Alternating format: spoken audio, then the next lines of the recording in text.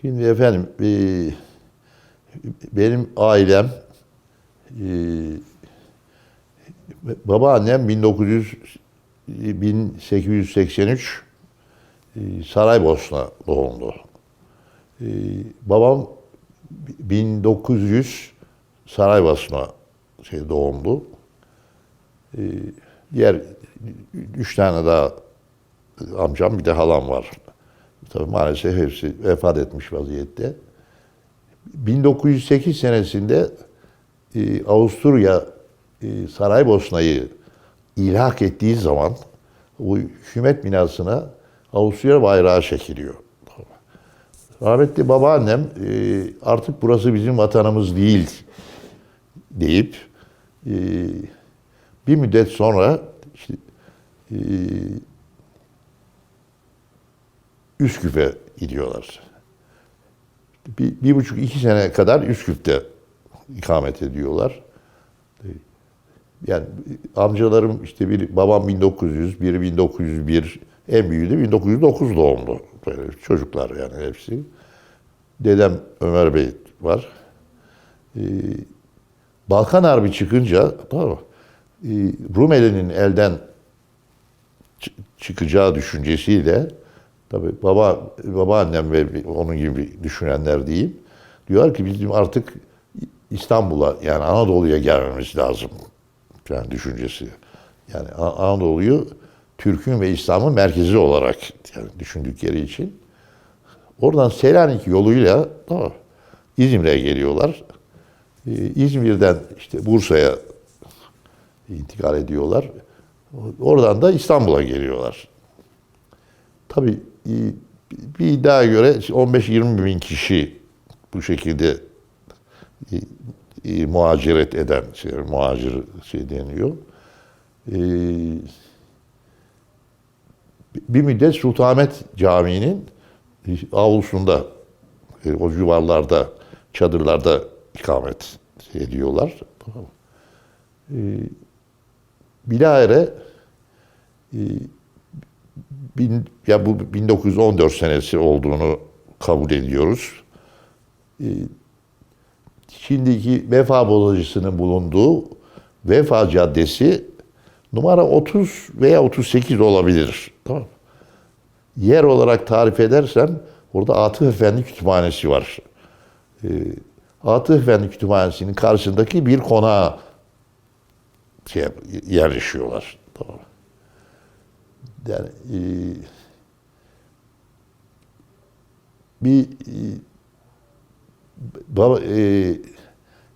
Ömer dedemin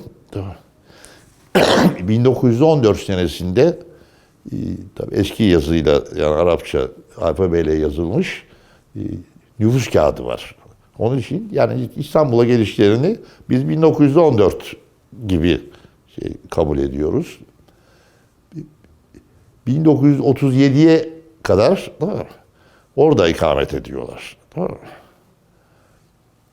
37'den sonra şimdiki Süleymaniye Caddesi, o zamanki numarası numara 25'te, siz şimdi İbrahim Efendi Konağı'nın yanındaki, şimdi İstanbul Üniversitesi'nin bir betonarme binası olan bir konağa taşınıyorlar. O Muzaffer Paşa'nın konağı. Muzaffer Paşa'nın konağı haremlik selamlık kısmında. Bizimkiler selamlık kısmında yerleşiyorlar. 1969'a kadar orada oturuluyor. 69 senesinde, 68'de İlyas amcam vefat ettiğinden sonra Yavuz Selim'e taşınılıyor. Tabii ben de beraber o zaman 1985'e kadar da Yavuz Selim Fatih Caddesi numara 142'de ikamet ediliyor. Babam 83'te orada vefat etti. Annem de 85'te vefat etti.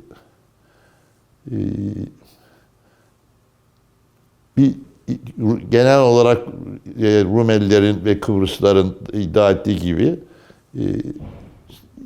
Rumeli'deki Türklerin Türkiye'deki Karaman eyaletinden, yani bildiğimiz şimdiki Karaman ili ya da ilçesi değil. Yani Mersin'de dahil olduğu bir Karaman eyaleti var. Oradan akıncılar olarak gittikleri öyle iddia ediliyor. Onu doğru kabul ediyoruz. Yani bütün tarihçilerin ittifak ettiği bir şey. Babam 1916'da Astsubay Okulu'na giriyor. 1920'de de astsubay oluyor. Orada Ömer dedem bir müddet bekçilik yapıyor. Yani benim miktar bir parası varmış, o bitiyor. Bekçilik yapıyor. Sonra babam astsubay okulundayken, ki en büyükleri tabii ailenin, Ömer dedem vefat ediyor. Tamam mı? Maalesef mezarında bilinmiyor. Yani maalesef bilinmiyor. En büyük babam. Babam 1945'e kadar astsubay oluyor. Yani ben 44 doğumluyum. Ben 1 yaşındayken babam emekli oluyor. Bu arada babam 15 sene civarında üniversitenin içindeki merkez binasının, İstanbul Üniversitesi'nin, orada üniversite talim taburu varmış. Babam oradaki üniversite talim taburunda astsubaylık yapıyor işte. En son kıdemli başçavuş olarak emekli oluyor. Tabii biz emekli olduktan sonra Abdurrahman Şeref Laç diye o zamanın en meşhur avukatlarından, büyük doğucu, Necip Fazıl Kısaküre'nin ve Kısıklı Süleyman Efendi'nin avukatlığını yapan Abdurrahman Şeref Laç'ın yanında 30 seneye yakın babam katiplik yaptı. Tamam mı? Yani katiplik yaptı.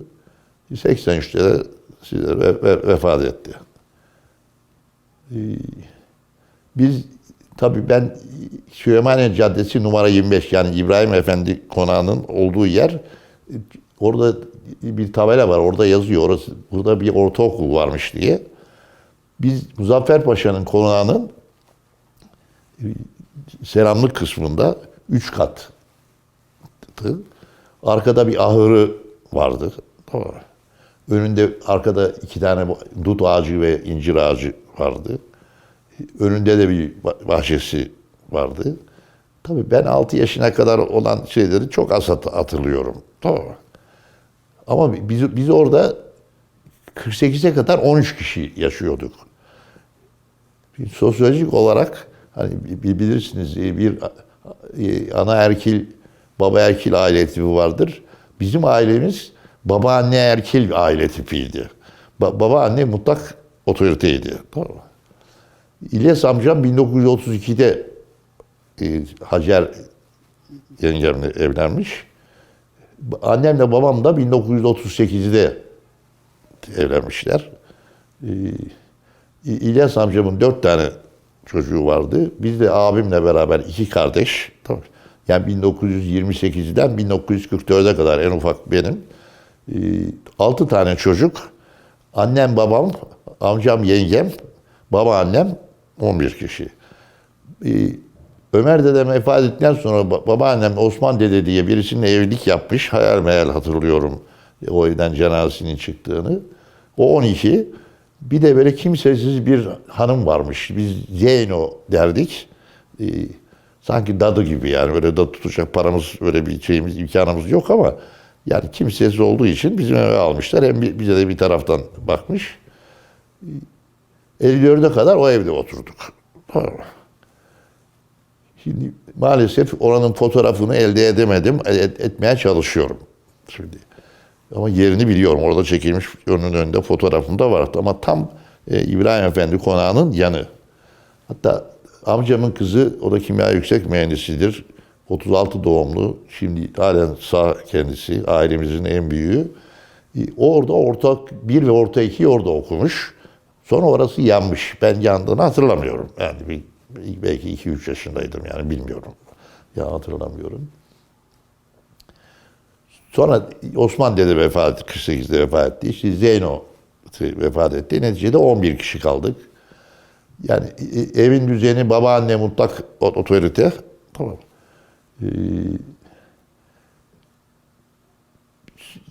O zamanki Süleymaniye'ye geçeyim. Böyle Süleymaniye'de o zaman hiç kâgir bina yoktu. Yani benim hatırladığım zamanlar. Tamam. Hepsi ahşap binaydı. Tamam. Şimdi eski Esnaf Hastanesi'nin şimdi İstanbul Üniversitesi Tıp Fakültesi'ne bağlı bir köşede bir şey var üniversitenin yanında.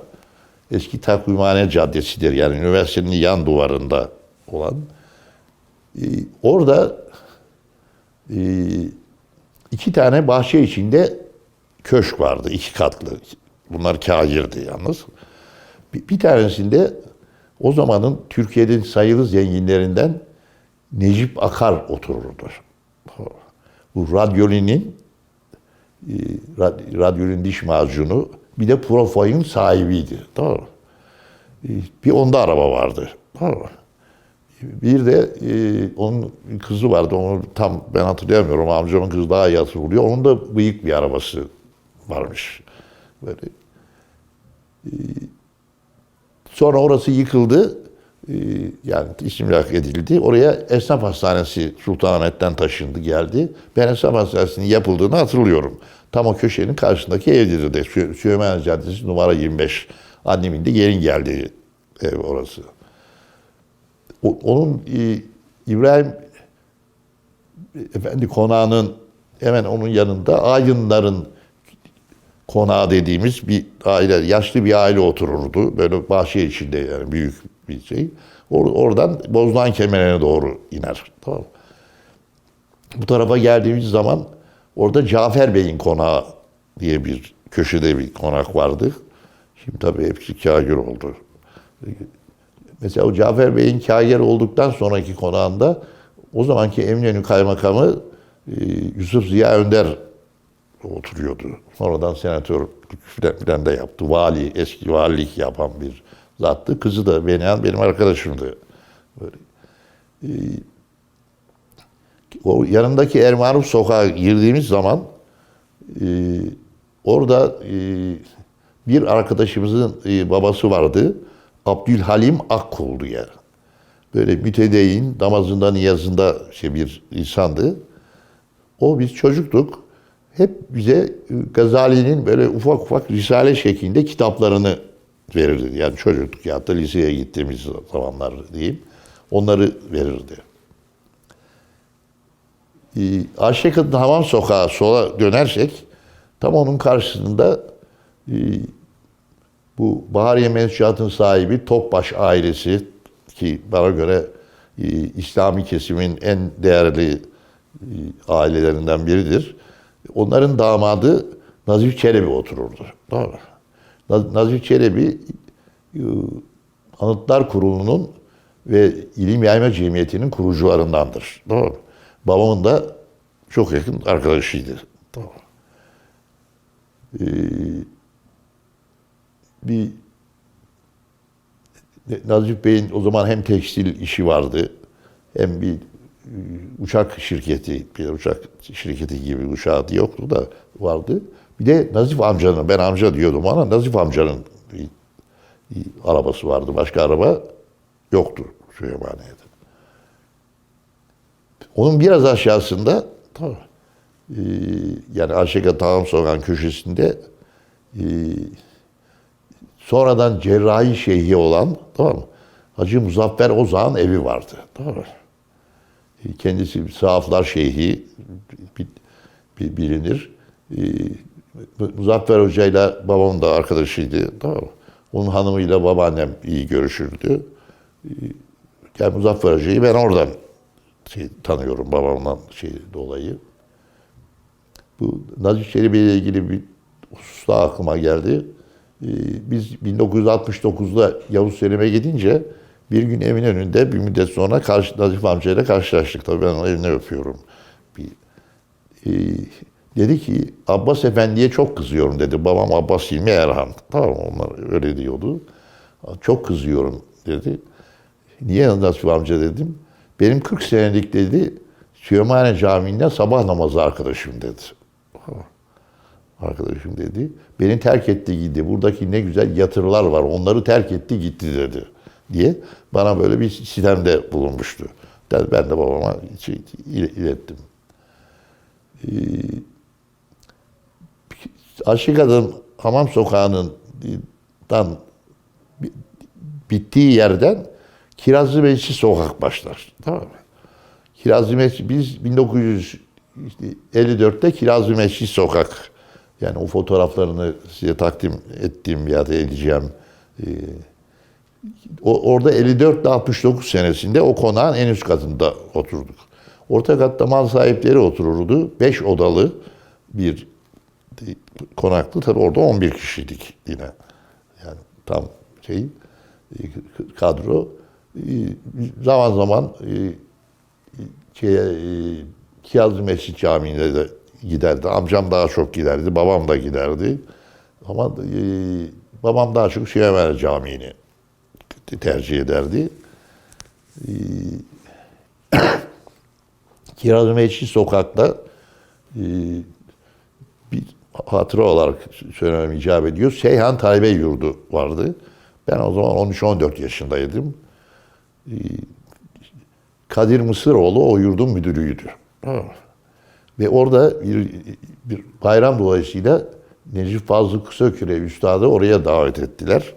Fakat gazetelerde resim çıktı ama maalesef yok elimde. Ama 58 senesi civarıdır. Oranın karşısında o zaman çok az bulunan, yani üniversite mezunu sayısı da az tabii, Asime Altunak diye bir beyin uzmanı vardı. Yani nöroşirurji uzmanı vardı. Ben de böyle bir derdimiz olduğu zaman biz ona da giderdik. Yine aynı sokakta Nur Cemaati'nin İstanbul'daki ilk evlerinden olan 46 numara vardı. Kirazlı Meclis Sokak 46, Nur Cemaati'nin İstanbul'daki ilk eviydi. Tabii. Yani sonradan Yeni Asya Gazetesi'nin sahibi olan Mehmet Kutlular oraya gidip gelen bir insandı. Çok namaz kılmışızdır beraber. Yine Nur Cemaati'nin Said Nursi Hazretleri'nin yanında bulunan insanlardan da oraya gelirdi. Onun iki ev bu tarafında da numarası 42 olabilir, tam emin değilim. Yine Nur Cemaati'nden olan Ali İhsan Yurt isimli, Ali İhsan Hoca dediğimiz, Marmara Kıraathanesi'ne devamlı gelen, sonra Beyaz Saray Kitapçılar Çarşısı olunca oradaki Endör'ün sohbetlerine katılan, sonra da vefat etti. Bir zat otururdu. Yani şunu demek istiyorum. Bu arada Kirazlı Mescid Camii'nin hocası Cemalettin Parlak Işık'tı. Cemalettin Parlak Işık da Abdülhakim Arvasi Hazretleri'nin kardeşinin çocuğuydu. Onlar Kayseri Ahmet Paşa Sokak'ta, Kanuni Medrese Sokak'ta oturuyorlardı. Caminin oğlu Mehmet müezziniydi. Torunu benim hala arkadaşım yaşıyor. Mahmut kardeşleri var. Hala yaşıyorlar. Yani şöyle biraz Kayseri Ahmet Paşa Sokağı'nın, yani eski Kudeb'in olduğu sokağın devamından sola dönerseniz orada da yine Abdülhakim Arvasi Hazretleri'nin torunu olan Hikmet Üşışık, yani profesör Hikmet Üşışık, meteoroloji profesörü ve başka bir torunun çocuğu olan Profesör Fehmi Üşışık otururlardı. Onlar benim kısa pantolonundan arkadaşlarımdı. Yani şöyle özetleyebilirsek, Süleymaniye'de bir zengin fakir ayrımı bir kere yoktu. Yani öyle bir şey yok. Yani Nazif Çelebi o zaman İstanbul'un sayılı zenginlerinden Necip Bakar sayılı zenginlerinden. Onlar da oturuyordu. En fakirler de oturuyordu. Ve genellikle mütedeyyin yani bir semtti Süleymaniye. Ben efendim 1950 senesinde 44 19 Nisan 44 doğumluyum. 1950 senesinde 60 yaşındayken bir an okumak istiyordum. Abim de 5. okul olan yani Beyazıt Bayezid'dir onun esas adı. Bunu herkes Beyazıt diye yanlış söyler. Tamam. Bayezid'dir. Tamam. İlkokuluna gittim. Beni ilk baştan kaydetmediler. Yaşım 7 doldurmadığı için. Sonradan işte bir gün öğretmenim Hikmet Hanım çağırdı. Seni dedi kaydettik dedi. 622 numaran dedi. Hiç unutmuyorum.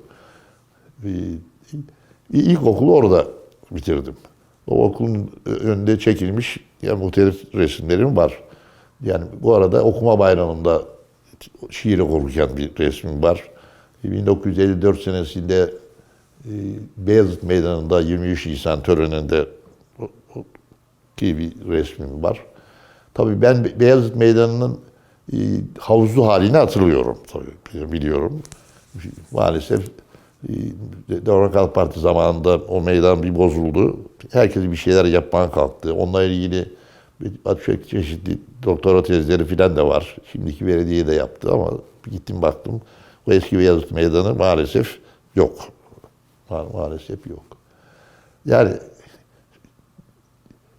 Osmanlı bürokratlarının oturduğu diyeyim, zengin fakir olmayan, ayrı olmayan, tamam mı? Genellikle mütedeyyin insanların oturduğu Süleymaniye bir semtti. İlkokulu 55 senesinde bitirdim. Normal olarak benim Vefa Lisesi'ne gitmem icap ediyordu. Hikmet ve Fehim gibi. Ama ben İslam Erkek Lisesi'ne, abim orada okuyordu. Çok iyi de bir talebeydi abim. Tamam.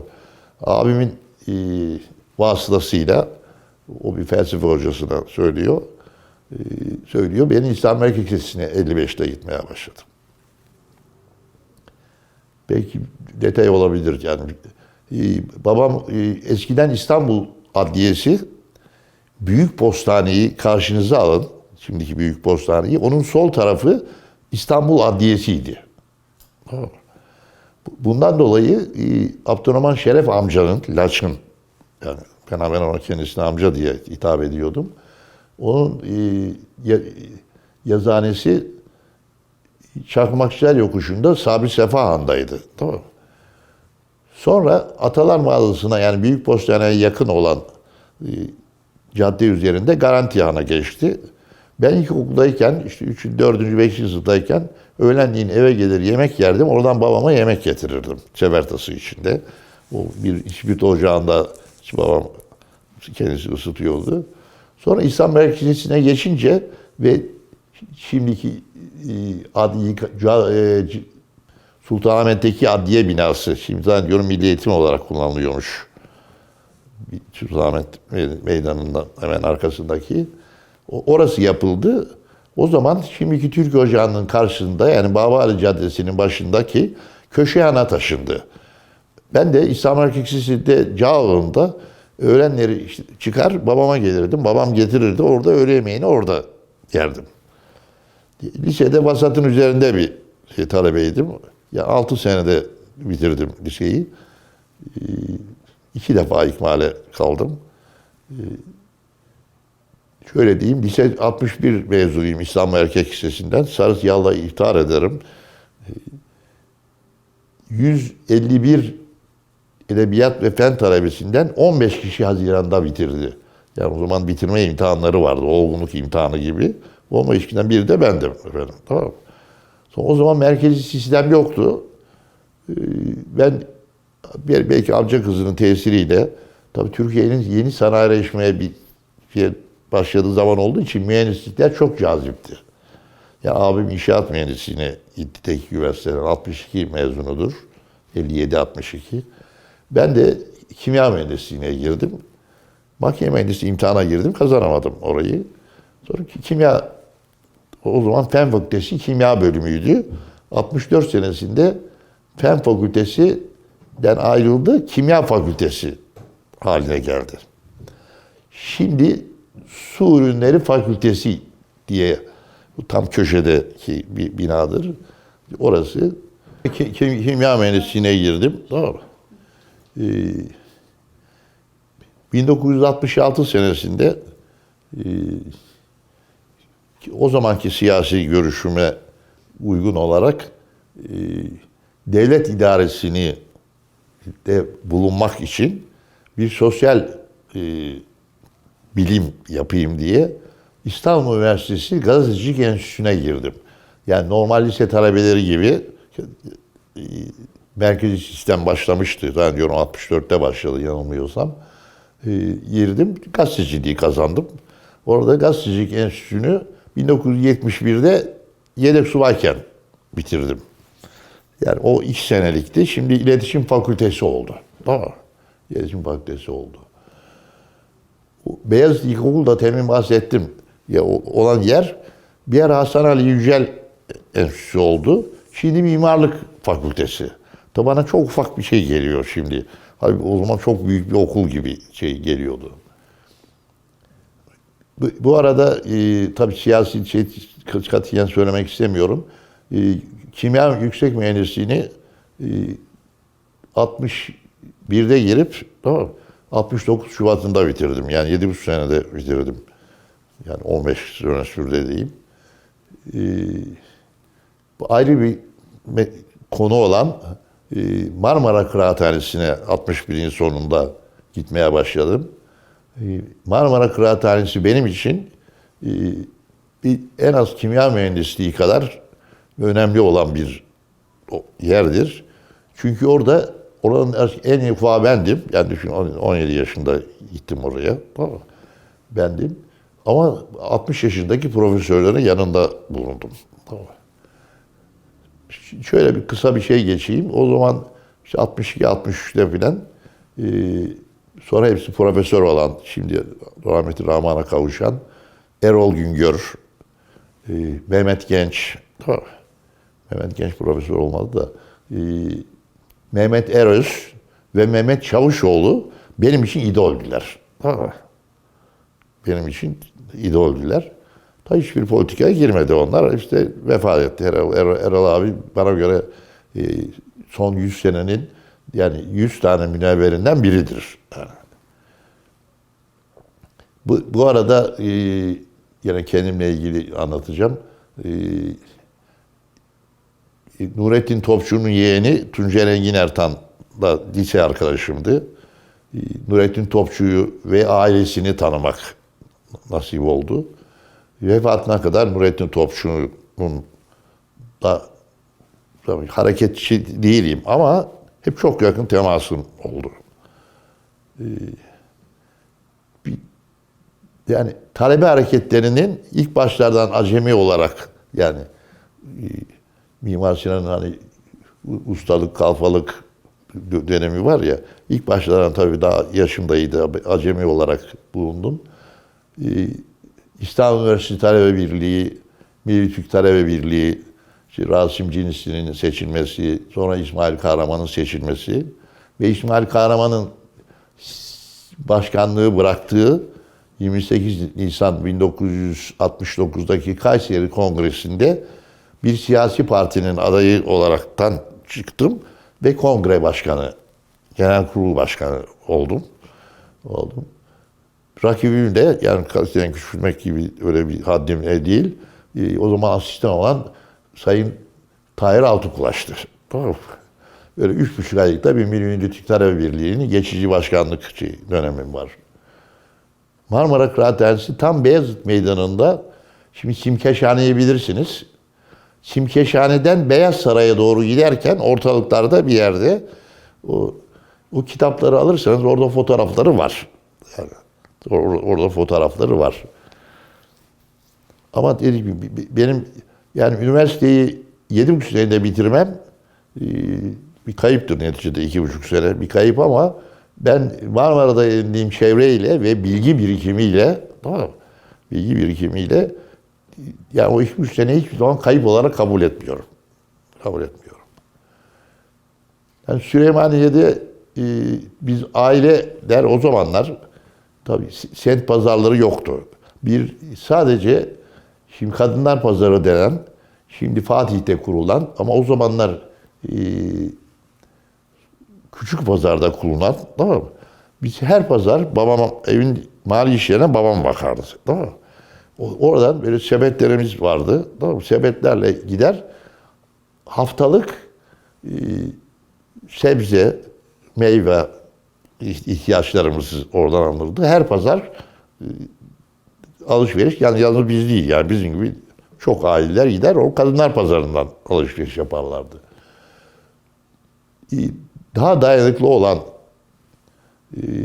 yiyeceklerimizi de şimdi yıkılmış olan ticaret odasının, eski ticaret odasının bulunduğu yerde Yağ İskelesi semti vardı.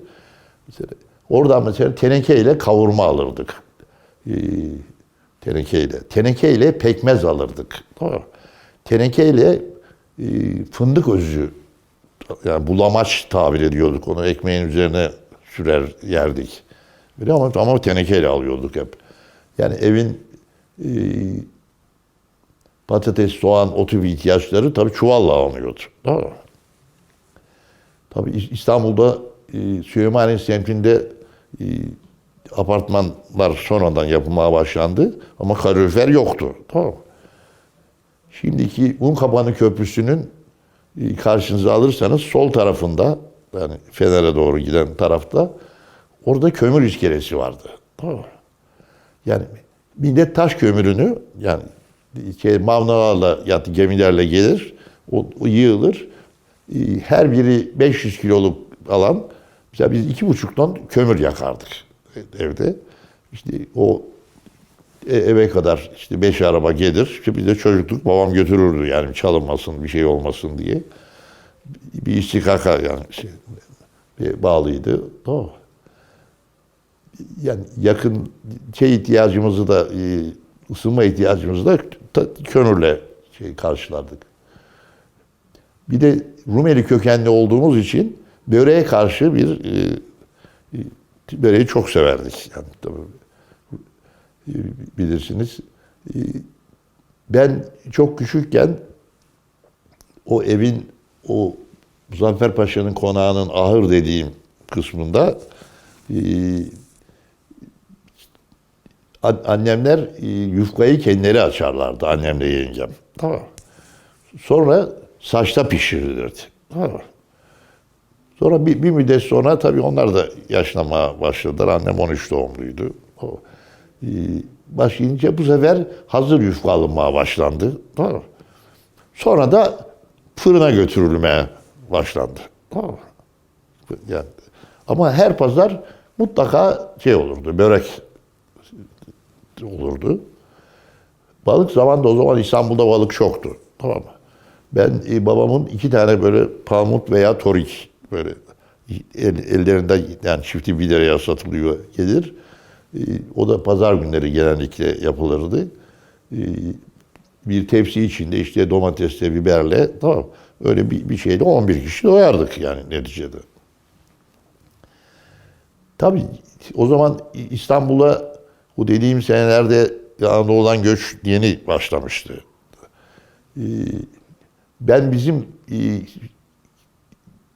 54'e kadar doğduğumuz, kendimi bildiğim 50 ile 54 arası ve daha sonraki Kirazlı Mescid Sokağı'nda biz yer sofrasında hiç yemek yediğimizi hatırlamıyorum. Tamam. Hiç hatırlamıyorum. Mesela rahmetli babam da, amcam da, yani İlyas amcam, beraber oturduğumuz amcam, bir de Mithat Erhan var, öbür amcam var, onu da birazdan anlatacağım. Her gün tıraş olan, fötür şapkalar giyen, tamam mı? Ama namazında, niyazında, tamam mı? İnsanlardı. Babam 1970'te de hac farizasını ifa etmek üzere 36 günlük bir seyahatle Mekke'ye, Medine'ye gitti. En küçük amcam, Mithat amcam, o zamanki İstanbul'daki mülkiyeyi bitirdi. O da İslam Erkek Lisesi mezunuydu, 33 mezunu. O zaman 3 seneymiş mülkiye, Ankara'ya taşınmadan evvel. Sonra çok uzun zaman Tekel'de müfettişlik yaptı. Sonra Devlet Hazine Ofisi Baş Müfettişliği yaptı. İstanbul İl Özel İdare Müdürlüğü yaptı 60 senesinde. Yine Devlet Hazine Ofisi'nde fabrika müdürlüğü yaptı. Sonra Allah rahmet eylesin vefat etti. 2 tane kızı var. Yani biz 8 tane amca çocuğu, burada olan amca çocuğundan. Şimdi Mithat amcamın çocukları sağ, abim de ikimiz sağız. Öbür amcamın da 2 bir oğluyla bir kızı sağ, 6 sağ. Zaman zaman buluşuyoruz. O 7 kişinin öbür amcamın çocuğumuz Sabahattin Erhan 70'te vefat etti. Ama 7 kişinin çekilmiş o zamanki bir resmimiz de var. Yani, isterseniz takdim ederim. Bayramlar, kandiller tabii. Güzel. Şimdi babaannem büyük olduğu için, tamam mı? Hem anne tarafından, tamam mı? Hem İlyas amcamın hanımı Hacer yenge tarafından, ya da Mithat amcamın eşi Reyhan Hanım, Reyhan yengem tarafından bayramın 1. günü büyük aile toplanırdı. Büyük aile toplanırdı. Mesela amcamın kayınbiraderi, 2 kayınbiraderi de, tamam, biri Merkez Bankası'nda memurdu, öbürküsü de emekli albaydı. Yani hali vakti iyiydi. Onlar kız kardeşlerinin kayınvalidesi diye her bayramın 1. günü bize gelirlerdi. Tamam mı? Yani bayramın 1. günü Kirazlı Mescid'deki ev, çocukluğundaki Süleyman Caddesi'ndeki ev büyük ailenin toplandığı bir şeydi 1. gün. 1. günden sonra işte annem bizi diğer teyzelerim götürdü. Annemler 8 kardeşler. Tamam.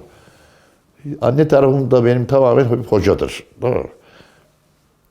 Annem 1913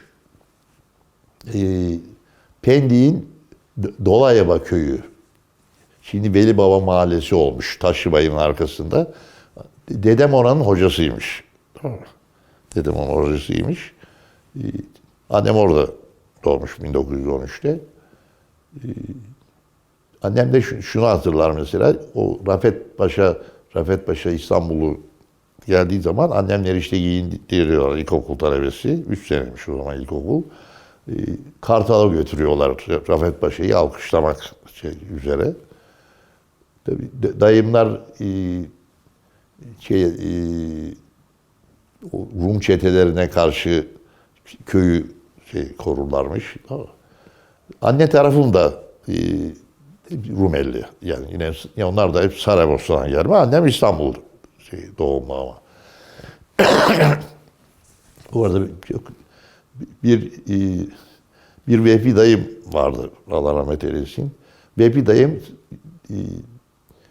Tophane Sanat Okulu'nda okuyormuş. Milli mücadele başlayınca Ankara'ya intikal etmiş. Şu anda 17 yaşında gibi. Orada Rusya'nın bize yardım olarak verdiği tüfekler vermişler. Bizde mermi de bir şekilde temin edilmiş. Fakat tüfekle mermilerin yivleri uymuyormuş. Dayımlar onları yaptırmışlar, dayım gibi olan talebelere. Sonra Türk orduları İzmir'i alınca Yunanlar kaçarken bu topların kamalarını bozmuşlar. Bozmuşlar. Bu sefer dayımlara demişler ki, dayım ve birkaç kişiye, siz İzmir'e gidin onları tamir edin demişler. Rahmetli dayım derdi ki, Ankara'dan İzmir'e 15 günde gittim. Gittik. Tamam. Esir sırtında bile gittik dedi. Tamam. Yani bir köyden bir köye gidiyoruz işte, bir at veriyorlar, işte eşek veriyorlar neyse. Orada biraz da kalıyoruz da tabii. Yani esir sırtını böyle fazla mizahi olarak yapıyorum ama öyle de olmuş yani, çünkü hali genç ama 4 sene annemler yani dedemler falan haber alamamışlar dayımdan ve bir dayımdan. Sonra tabii 4 sene Cumhuriyet'i ilan edildikten sonra, milli mücadele bittikten sonra gelmiş köye. Yani ailemizde böyle bir şey de var. Bir de kendi yine ailemizle ilgili babaannemin bir erkek kardeşi, değil mi? O da Saraybosna doğumlu. Onunla ilgili bir evrak da var. 1937'de alınmış. Devletten alınmış. İslami ve felsefi ilimler almak üzere İstanbul'a gelmiş. Fatih Camii'nde, şimdi ismini hatırlamadım, bir hocadan ders almış. Sonra Adana'ya gitmiş. Oradaki bir hocadan ders almış. Yani medrese okumuş. Yani medresede okuldu. 4 çeşit. Yani sadece İslami ilimler değil. Yani hukuk da okumuş. 8 lisan biliyor. Bak o yani 37'de tercümeye halini alınmış. Onun bende şeyi var.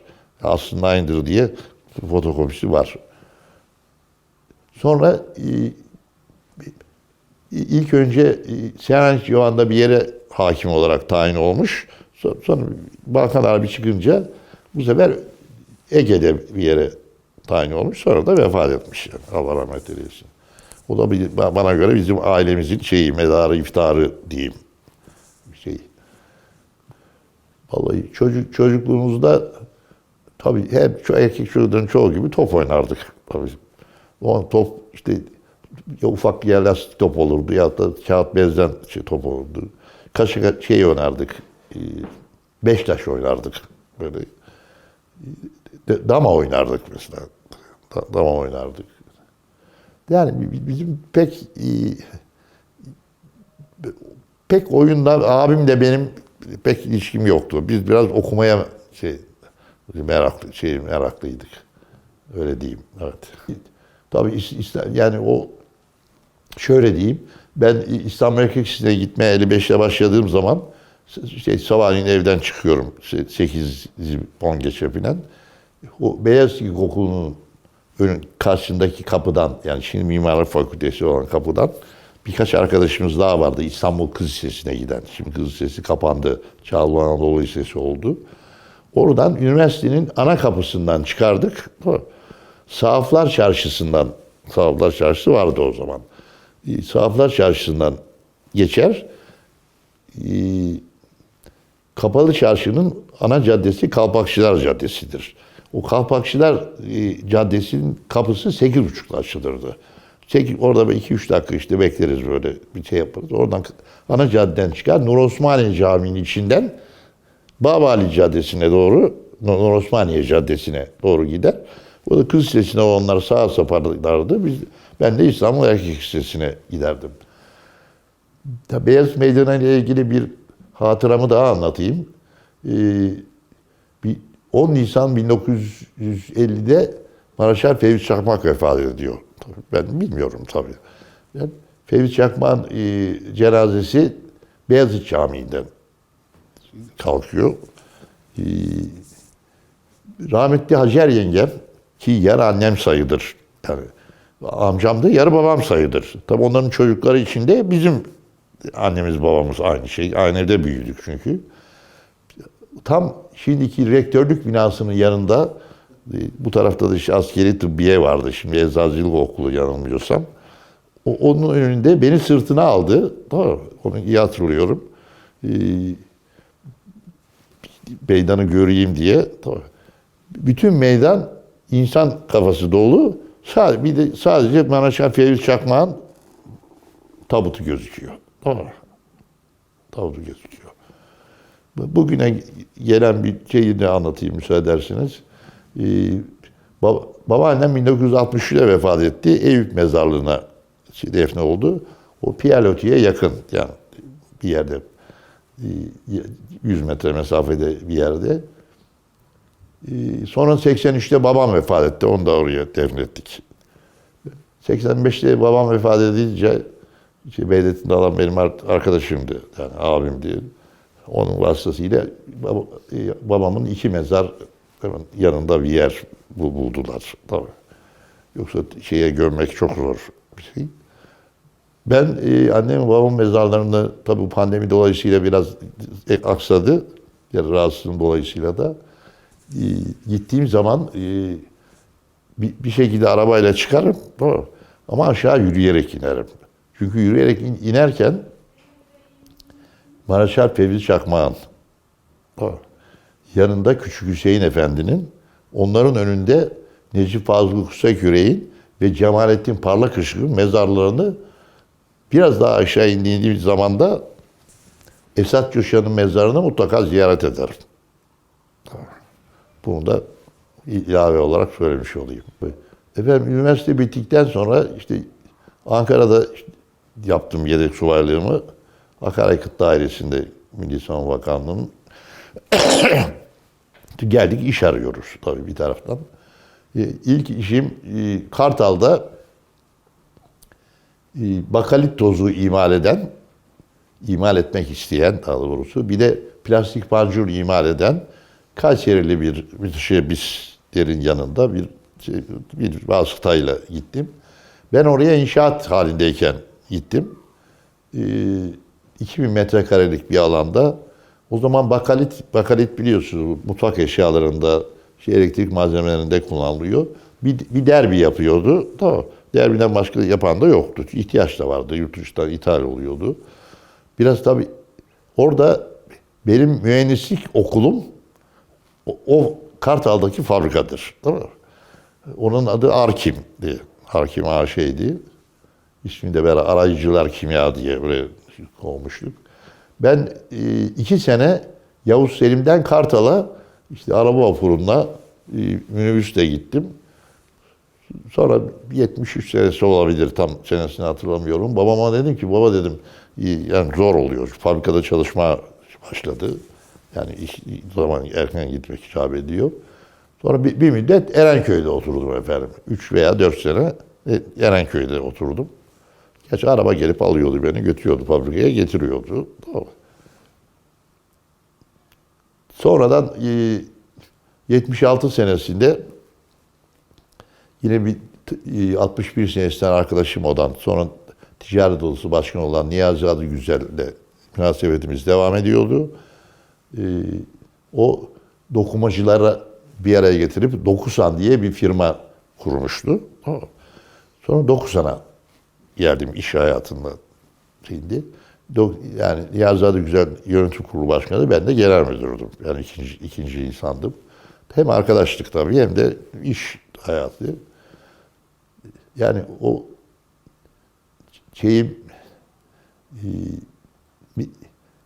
orası benim kalfalık dönemimdir. Tabii. O acemilik dönemim Kartal, Arkim. Sonra 83 senesinin ikinci yarısında oradan ayrıldım. Yani ayrılmak benim için daha doğruydu. Bu arada 1980 senesinde 7 arkadaş Altın Tekstil diye bir firma kurduk. Bunlar arasında Niyazi Adıgüzel, o zamanki Murat Dershanelerinin sahibi Can Kulaksızoğlu, rahmetli, ikisi de rahmetli. Bir Alim Kantarcı diye bir tüccar abimiz vardı. Ben varım. Bedrettin Dalan var. Ben yani Türkmen Kadife'nin de 7 kurucusundan biriyim ben. Türkmen Kadife'nin binası hala Çorlu'daki Çerkezköy hariç ikinci yatırımdır Türkmen Kadife.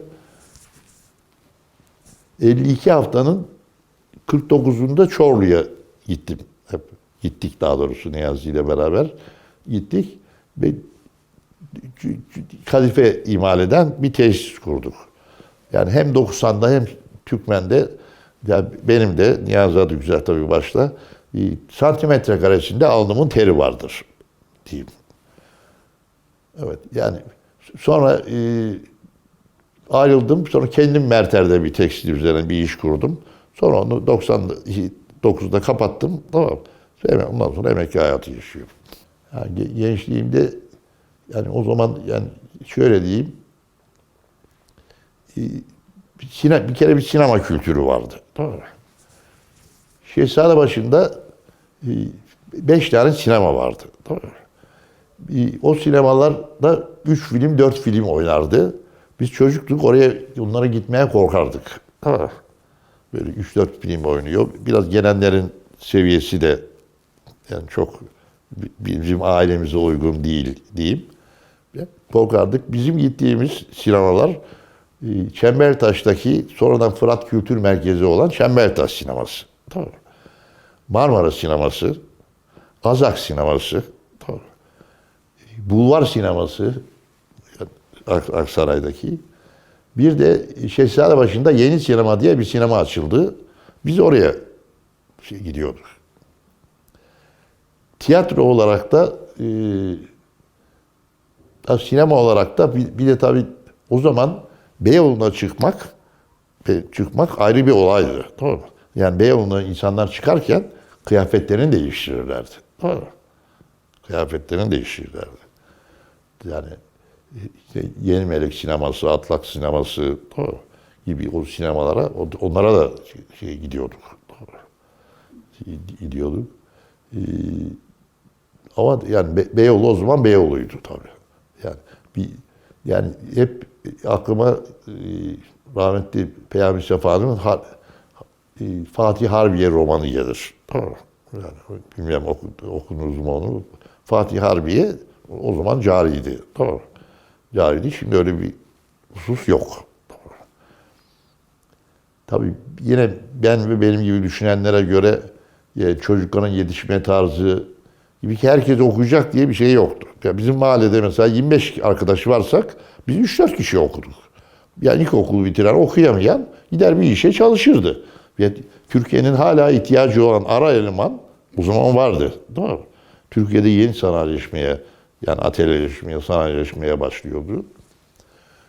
Yani tabii Suruçi İstanbul yoktu. Yani Zeytinburnu'ndaki evlerin böyle biriketten, işte tenekeden böyle yapıldığı zaman biliyorum. Bayrampaşa aynı vaziyette. Bayrampaşa onların tabii kurulduğu zamanları biliyorum. Yani bu arada söylemeyi unuttum. Üniversiteyi bitirdikten sonra askere gidene kadar bir zaman içinde İhsan Mermerci Lisesi var Zeytinburnu'nda. Orada orta 3. sınıflara kimya öğretmenliğine gittim. Yani ücretli öğretmendim. Sonra askere gidince bıraktım tabii. Bediye Kılıç diye çok muhterem bir hanımefendi vardı lise müdürü. Tamam. Çok gayretli, örnek bir eğitimciydi bana göre. Bu arada İstanbul Erkek Lisesi'nden de bahsedeyim. Biraz şahsıma fazla geçtik ama Sarı Siyah ayrı bir ruhtur. Sarı Siyah 1884'te kurulmuş bir lise. Eski Duyunu Umumiye binası. 1934'te taşınılmış o binaya. Muhtelif yerlerde bulunmuş. İşte ben tabii 55'te girdim. Hala ilişkim devam ediyor.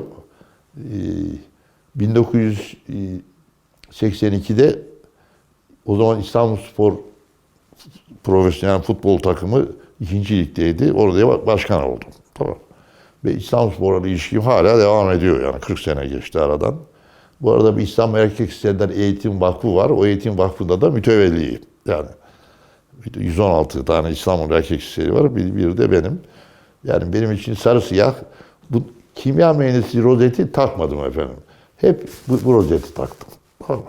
Birkaç tane vardır. Bazen düşürürüm. Gider alırım yine. Yani herkes bilir. Tamam. Bir de özel hayatımda çantasız hiç dolaşmam. Yani çok eski tabirle bir büyüğümüz var. Şimdi 92 yaşında. Allah sağlık versin. O der ki ben sizi tanıdım 1980'de. Çanta sizin mütemmim cüzünüz der. Tabii yeni gençlik bu tabiri bilmeyebilir. Tamamlayıcı parça manasına geliyor biliyorsunuz. Çünkü çanta insanlık kadınlar için de erkekler için de bir ihtiyaçtır. Tamam. Bir ihtiyaçtır. Ulaşım için o zaman İstanbul'da minibüs 65'ler gibi diyeyim tahmin ediyorum başladı. Tramvay vardı. Tramvayların da durağı Sirkeci. İlk durağı Sirkeci'ydi. Değil mi? Tramvaylar önde kırmızı, arkada yeşil. Birinci sınıf, ikinci sınıf gibi. Talebe'ye de 3 kuruş. 3 kuruştu. Ama ben bazen İstanbul Erkekisi'nden dönerken Divan yolundan tramvaya da bindiğim olmuştur. Tabii İstanbul Erkekisi lise zaten az. Biraz da daha kaliteli öğretmenler var. En genç öğretmenimiz 45 yaşındaydı. O öğretmeni gelince şaşırmıştık. Yani bir fizik öğretmeni gelmişti. Şaşırmıştık. Tabii Edirne Kapı'dan, Fatih'ten, Bakırköy'den ve her yerden gelen arkadaşlarımız vardı. İşte bir şekilde var. Orada kiliselere gidecek yerine yani İslam Erkek Lisesi'ne geliyorlar benim gibi deyip. Yani o zamanki tramvay ve otobüstü. Doğru. Yani hiç unutmam. Yani 86 numara Eminönü Edirne Kapı'dır. 90 numara Eminönü Draman'dır mesela. Tamam. Yani o hala aklımda onlar. Tamam. Bir de tabii Eminönü'nden Bebe'ye tramvay vardı. Bebe'ye tramvay vardı. Bir de tabii Şişli'ye kadar tramvay vardı. Ben hayal meyal Şişli Camii'nden ilerisinin olmadığını biliyorum. Yani 70 senelerde işte yavaş yavaş yapılmaya başlandı. Yani 4. Levent'in yapılmasını, 1. Levent'in onların bir hayal meyal hatırlıyorum. Yani İstanbul denince bize hep aklımıza gelen Suruçi İstanbul'dur. Tabii Türkiye'nin atölyeleşme ve sanayileşmeye başlamasıyla Allah rahmet eylesin Menderes'le başlayıp Demirel'le devam eden bana göre sanayi şeyleri birincisi Taştar'da kuruldu. Biraz Zeytinburnu'nda kuruldu. Bir de Sefaköy'de kuruldu. Tabii onlar kurulunca bu sefer gecekondu kültürü ortaya geldi. Gecekondu kültürü ortaya çıktı. Tabii şimdi o kültürde kalmadı tabii. Hepsi yıkılıp yani Zeytinburnu'nda, Sefaköy'de gecekondu bulamazsınız şimdi. O bir ihtiyaçtan dolayı yani o semtler kuruldu. Hem Anadolu'dan göç, sanayileşme, atölyeleşme, doğru. Tabii Sur dışında yaşama. Eski bir bakanlık yapmış Mehmet Turgut diye bir büyüğümüz vardı Allah rahmet eylesin. Onun hanımının, Türker Hanım'ın Bayrampaşa civarında, şimdi romanın aklıma gelmedi. Orada bir çiftlikte oturuyorlarmış. At arabasıyla Topkapı surlarının içindeki bir ilkokula geliyorlarmış. Tamam. Yerleşim yok çünkü. Tamam. Mehmet Turgut Adalet Partiliydi. Sonra 12 Eylül hükümetlerinde de bakanlık yaptı. Çok değerli bir insandı. Yani İstanbul, yani bir başka meseleye geçeyim.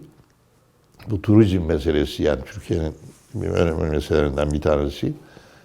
Yani gelen turistler Beylikdüzü'nü ya da bilmem Sefaköy'ü görmeye gelmiyor. Suruçi İstanbul'u görmeye geliyor. Bana göre Suruçi İstanbul'un tamamen ulaşıma kapatılması, tamam mı? Bütün tarihi eserlerin ortaya çıkarılması, çıkarabildiği kadarıyla şart. Yani bir şart. Yok yani çünkü turist buraya gelecek. Yani İstanbul pahalı bir turizm şehri olmalı.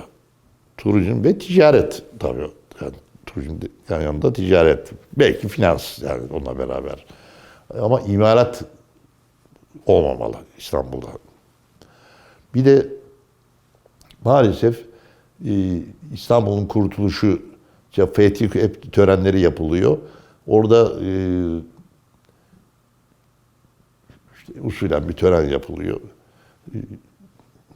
İlber Ortaylı Hoca'nın bir sözü var. O törenleri yapalım ama her sene bir tarihi eserin etrafını ortaya çıkaralım. Değil mi? Her sene 3 tane 5 tane yapalım ki o eserler ortaya çıksın. Maalesef çok 5 senelik caminin duvarının kenarına biz apartman diktik. Değil mi? Misal. Ya da bir yatırın olduğu yere bir şey diktik. Bu arada Süleymaniye ile ilgili bir eksik, bilmiyorum nasıl bir şeyi söyleyeyim. Bozdoğan kemerinde, tamam, Bozdoğan kemerinde ortada bir Ragıp Bakkal vardı. Bakkal işleri oradan yapılır. Yani yoktu bakkal. Tamam. Orada hallaç vardı mesela. Şimdi hallaçlık şimdi kaybolmuş mesleklerden bir tanesi. Kalaycı vardı. Kalaycı 5-6 sene evvel kapattı. Hala o kemengi duruyor. Belki biliyorsunuz değil mi? Tabii, kalaycı vardı. İşte eczane vardı. Tabii. Ufak bir kahve vardı. Tabii. Ve bu Vefa Caddesi, pardon, şimdi Cemal Yener Tosyol olmuş galiba. Kovacılar Caddesi'ydi. Onun köşesinde Bulgar sütçü vardı. Tamam. Oğlu Süperov vardı. Tamam. Orada süt, kaymak yapılırdı. Tabii 6-7 yıllarını hatırlıyorum. Yani o zaman 11 yaşındaydım. Yani o mahallenin gençleri Bulgar sütçünün tahrip edilmesini önlediler. Bizden büyük olanlar. Büyük olanlar önlediler. Onu hatırlıyorum. Bir de tabii caminin karşısında hep kıraathaneler vardı. Köşede bir tane kuru fasulyeci vardı. Ali Baba diye. O tabii yanılmıyorsam 37 kuruluşu onun. Yani orada kuru fasulye yeniyor. Biliyorsunuz onun karşısında ufak ortada bir şey de var. Çeşme de var. Böyle altıgen şeklinde yanılmıyorsam. Şimdi hepsi kuru fasulyeci oldu. Hepsi Süleymaniye kuru fasulyesi oldu. Biz maalesef bazı işleri çok suistimal ediyoruz. O dediğim, o Süleymaniye'nin o Ali Baba'dan Tahtakale'ye doğru giderken sol tarafta 7. mektep vardı. Yani bu Hazire'nin, Süleymaniye Camii'nin Hazire'sinin hemen yanında. Onun önü boş bir alandı. Şimdi otopark olarak kullanılıyordu en son gördüğüm. Orada 60'lı senelerde biraz da Pötürge'den gelen çok bekarlar vardı. Yani bekar evlerinde de oturan, sonra da evlenen tabii yani oturan. Orada onlar her bayram, bayram orada kendilerine mahsus böyle halatlarla bilen bir oyunlar oynarlardı. Biz de gider seyrederdik işte orada. Eğlence şeyi olarak da, meselesi olarak da babam bizi bir Gülhane Parkı'na götürürdü. Yani pazar günleri Gülhane Parkı'nda kaydırak vardı. İşte salıncaklar vardı. Çok ufak bir hayvanat bahçesi vardı. Bazen Haliç vapurları o zaman Kağıthane'ye kadar çalışıyordu. Sonradan kapandı da şimdi yine çalışıyor mu bilmiyorum Kağıthane'ye kadar. O Kağıthane'deki alanda orada işte atlı karıncalar olurdu. Oraya götürürdü. Mısır kaynatılır. Bir de bu küçük su, şimdi spor fakültesi eğitim diyorum oldu küçük suda Anadolu Hisarı'nda. Orada ve Beykoz Çayırı'nda orada da atlı karıncalar olurdu. Oralara da otobüsle giderdik. Gidilir. Vapurla sonra da otobüsle giderdik. Orada yani o zaman eğlence dediğimiz oydu. Yani, eğlence dediğimiz oydu. Şimdi efendim bir kere komşular arasında mutlak bir dayanışma vardı. Zengin fakir olmadan mutlak dayanışma vardı. Bir de misafir günü adeti diye bir adet vardı. Tamam.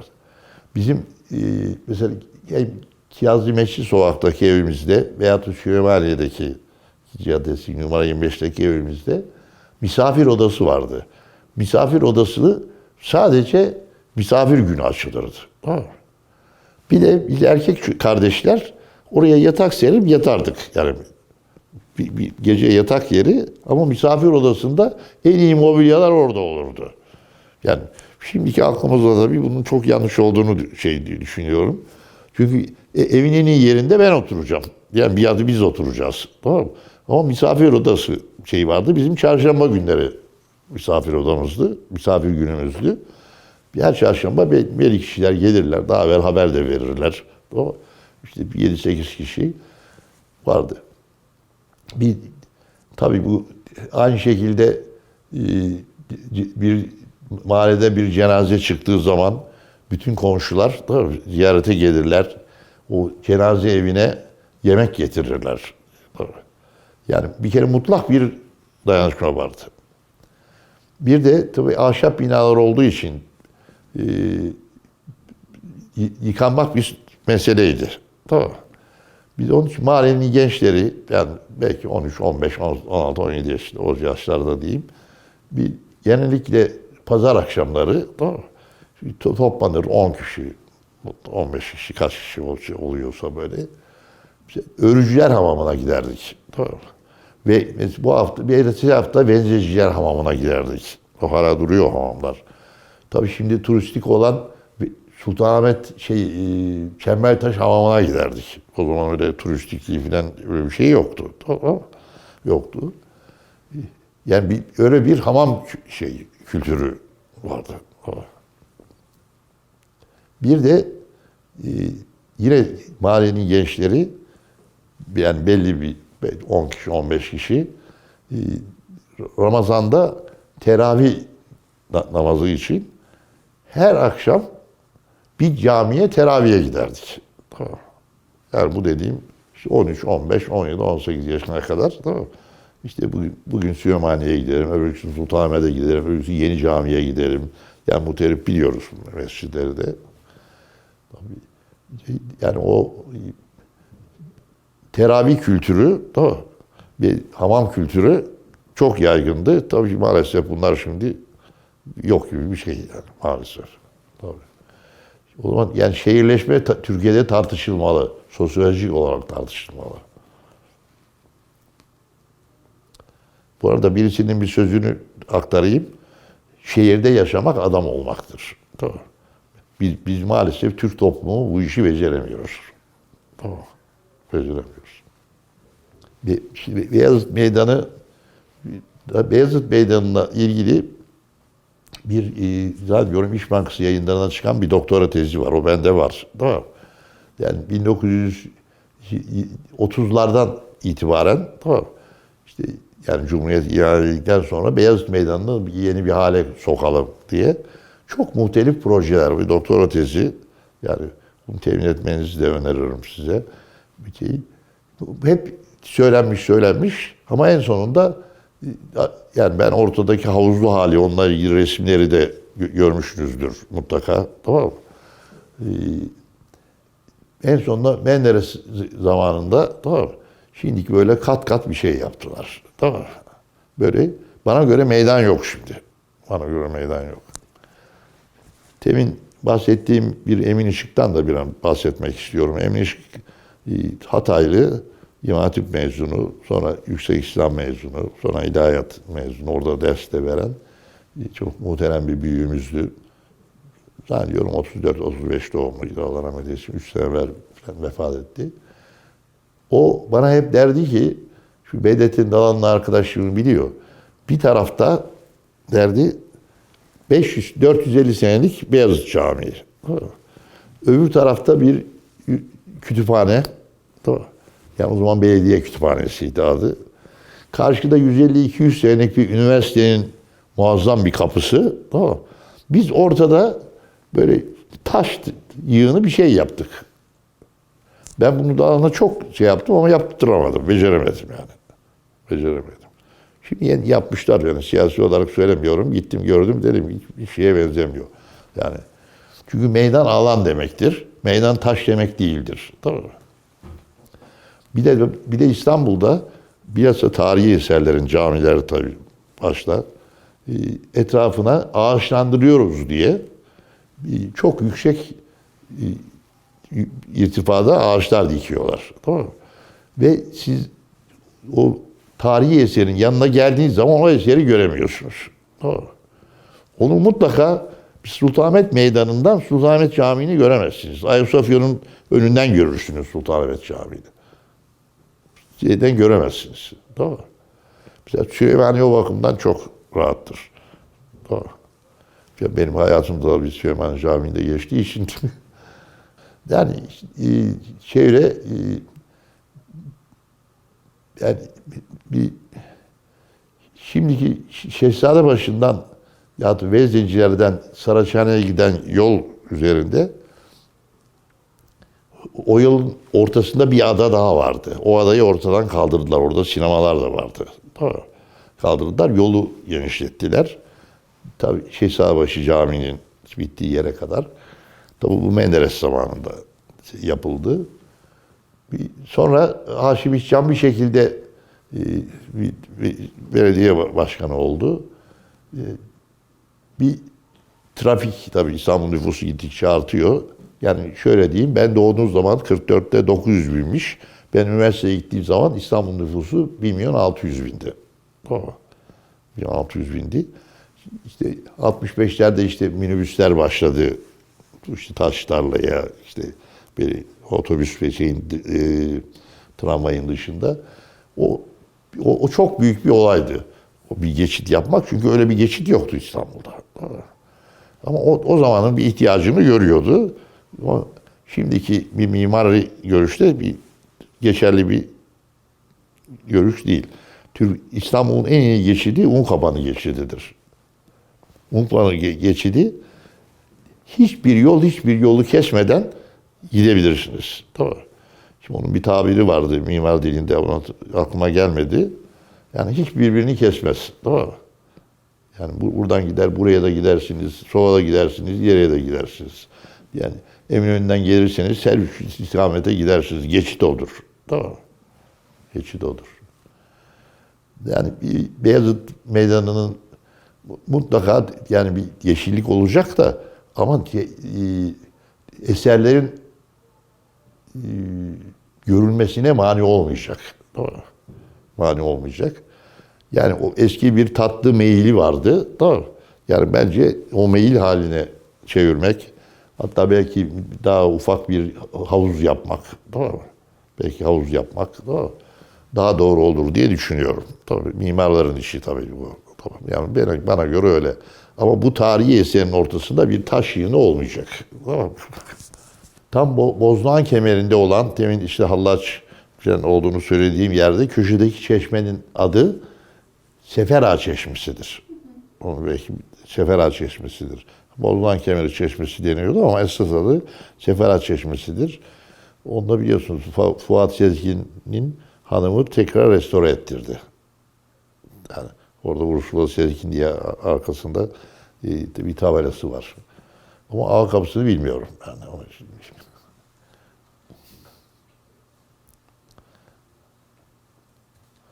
bir de bu arada söyleyeyim, bizim çocukluğumuz zamanında, şimdi Süleymaniye Camii'nin sağ tarafında olan, sizin o dökümcülerin olduğu yerde Süleymaniye Hamamı var. Tamam. O hamamın kaç senesinde restore edildiğini bilmiyorum. Ama bizim zamanımızda o hamam yoktu. Yoktu. Kimin zamanında restore edildiğini bilmiyorum. Sonra görünce Süleymaniye Hamamı diye şaşırdık. Tamam.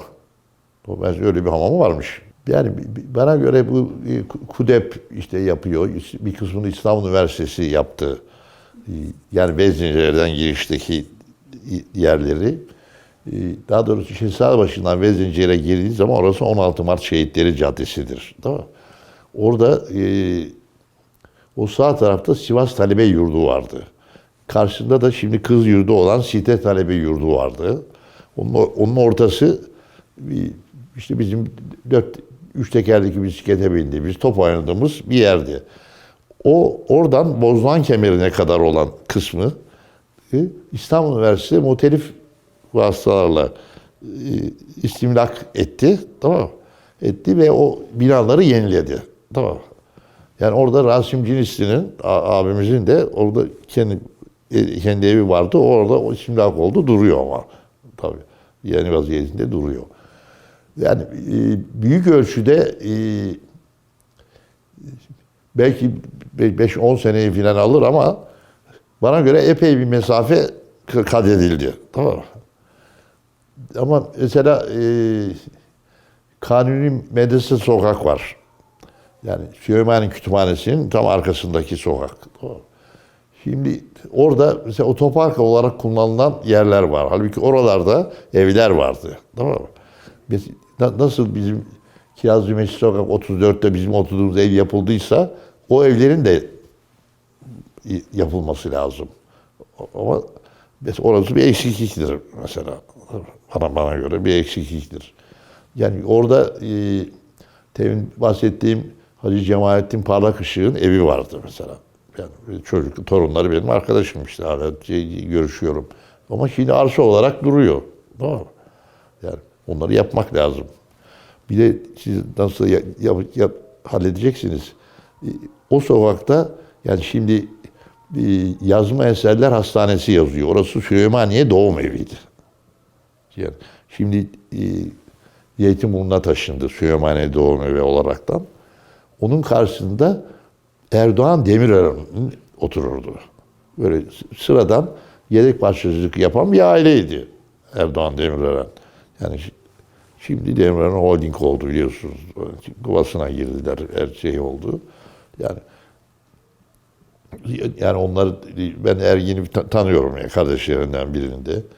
Tabii Yıldırım falan bilmiyorum, onları bilmiyorum. Yani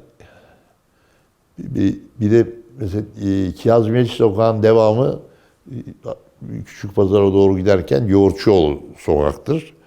O sokakta da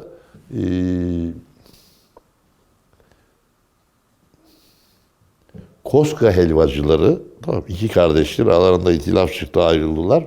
Onlar otururlardı yani babaları başlamış ufacıktan. Ama Koska helvacısı şimdi bir markadır. Tabii. Bir markadır.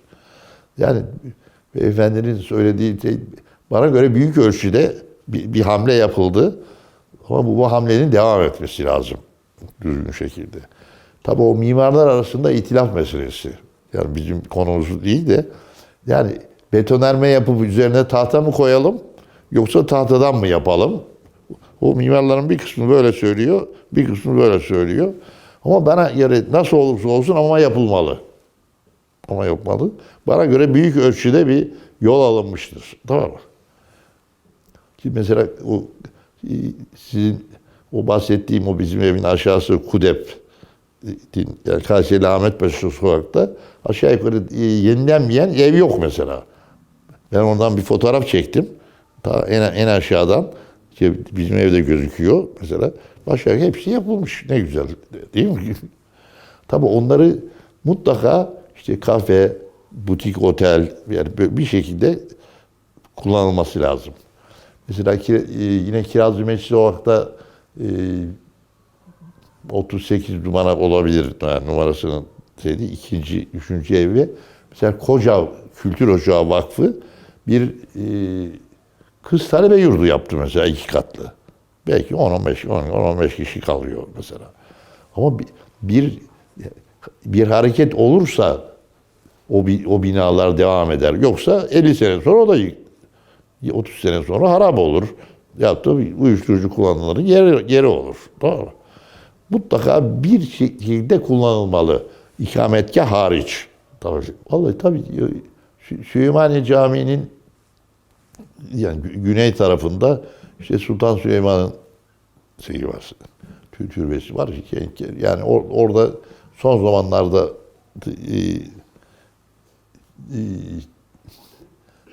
ondan rahmetli Turgut Özal'ın annesi oraya defnoldu. Tamam. Zahit Kotku orada benim bildiğim orada. Yanlış bilmiyorsam Korkut Özal oraya defnoldu. Yani onlar hepsi yani değerli insanlar. Korkut Özal da bana göre değerli bir insan. Değerli bir insan. Tabii. Bir Eminönü'yle ilgili bir Abdülaziz Bekkine'den bahsedeyim mi? Tabii. Yani Abdülaziz Bekkine Kazan Türk'ü. Buradaki işte bu Çivicizade Camii'nde imamı, oranın imamı. Nurettin Topçu yurt dışından döndükten sonra orada felsefe tahsili yapıyor. Oradakiler yabancılar Türkiye'ye gitmeyin, şark seni anlamaz diyorlar falan. Onun vefasizliğinden Sırrı Tüzüyer diye bir arkadaş var. Sırrı abinin ruhailerinin olduğu bir kitap da var bende. Bizim bir arkadaşımız hazırladı. O ilk önce o zamanki şeyden Hasip Efendi'ye götürüyor. Tamam. Sonra diyor ki beni başka bir yere götür diyor. Sırrı abiye. İşte o Abdülaziz Bekkine'ye geliyor. Tamam mı?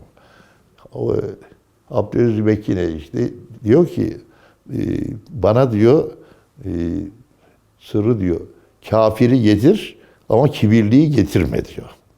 Tamam. Neyse, sonra gidiyorlar işte caminin meşrutası ufacık bir oda filan. 15 dakika şey yok. Abdülaziz Efendi yok. Nakşi Şeyhi. Tamam. Yani Türkiye'deki bir şey. Ve 15 dakika sonra bir tepsinin içinde yemek getiriyor. İlk defa gelen bir misafirine. Nurettin Bey şaşırıyor tabii.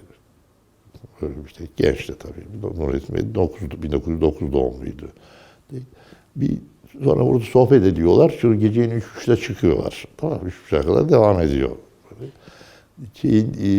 Eminönü'yle ilgili olduğu için anlatıyorum bunu. Fatih'te olduğu için. Sonra çıkıyorlar. Ya Sırrı diyor geri dönsek ayıp olur mu diyor. Tamam mı? Ben yok başka zaman geliriz diyor. Sırrı abi diyor. Yani o zamanın din adamları diyeyim ya da tarikat anlayışı da bana göre şimdiyle çok farklı. Yani bunu siyasi olarak da söylemiyorum yani. Yani bir Müslüman olarak, inanmış bir insan olarak diyeyim yani söylüyorum. Yani o caminin de önemini bana göre ortaya çıkarılmalı. Yani o kadar Kazan Türk'üdür. Gümüşhanevi dergahı zaten biliyorsunuz belki tabii. Vefa Camii Vefa Bozacısı'nın yanındaki cami mi? Evet. Ya orası ufacık bir camidir. Yani cemaati çok az olan tamam bir camidir. Tabii Vefa Bozacısı'na çok giden gelen olurdu. Biz de giderdik. Yani hala da gidiyoruz yani. Gidiyoruz. Yani tam onun karşısında biliyorsunuz ilk İmam Hatip Okulu oradadır. Biliyorsunuz onu. Tabii. Bak ilk İmam Hatip Okulu tamam. Yani İmam Hatip kursu diyeyim 49'da orada kurulmuştur. Tamam. Celal Ökten oranın müdürüdür. Yani Saadettin abinin babası. Tamam. Nurettin Topçu da oranın ders verenlerindendir. Tamam.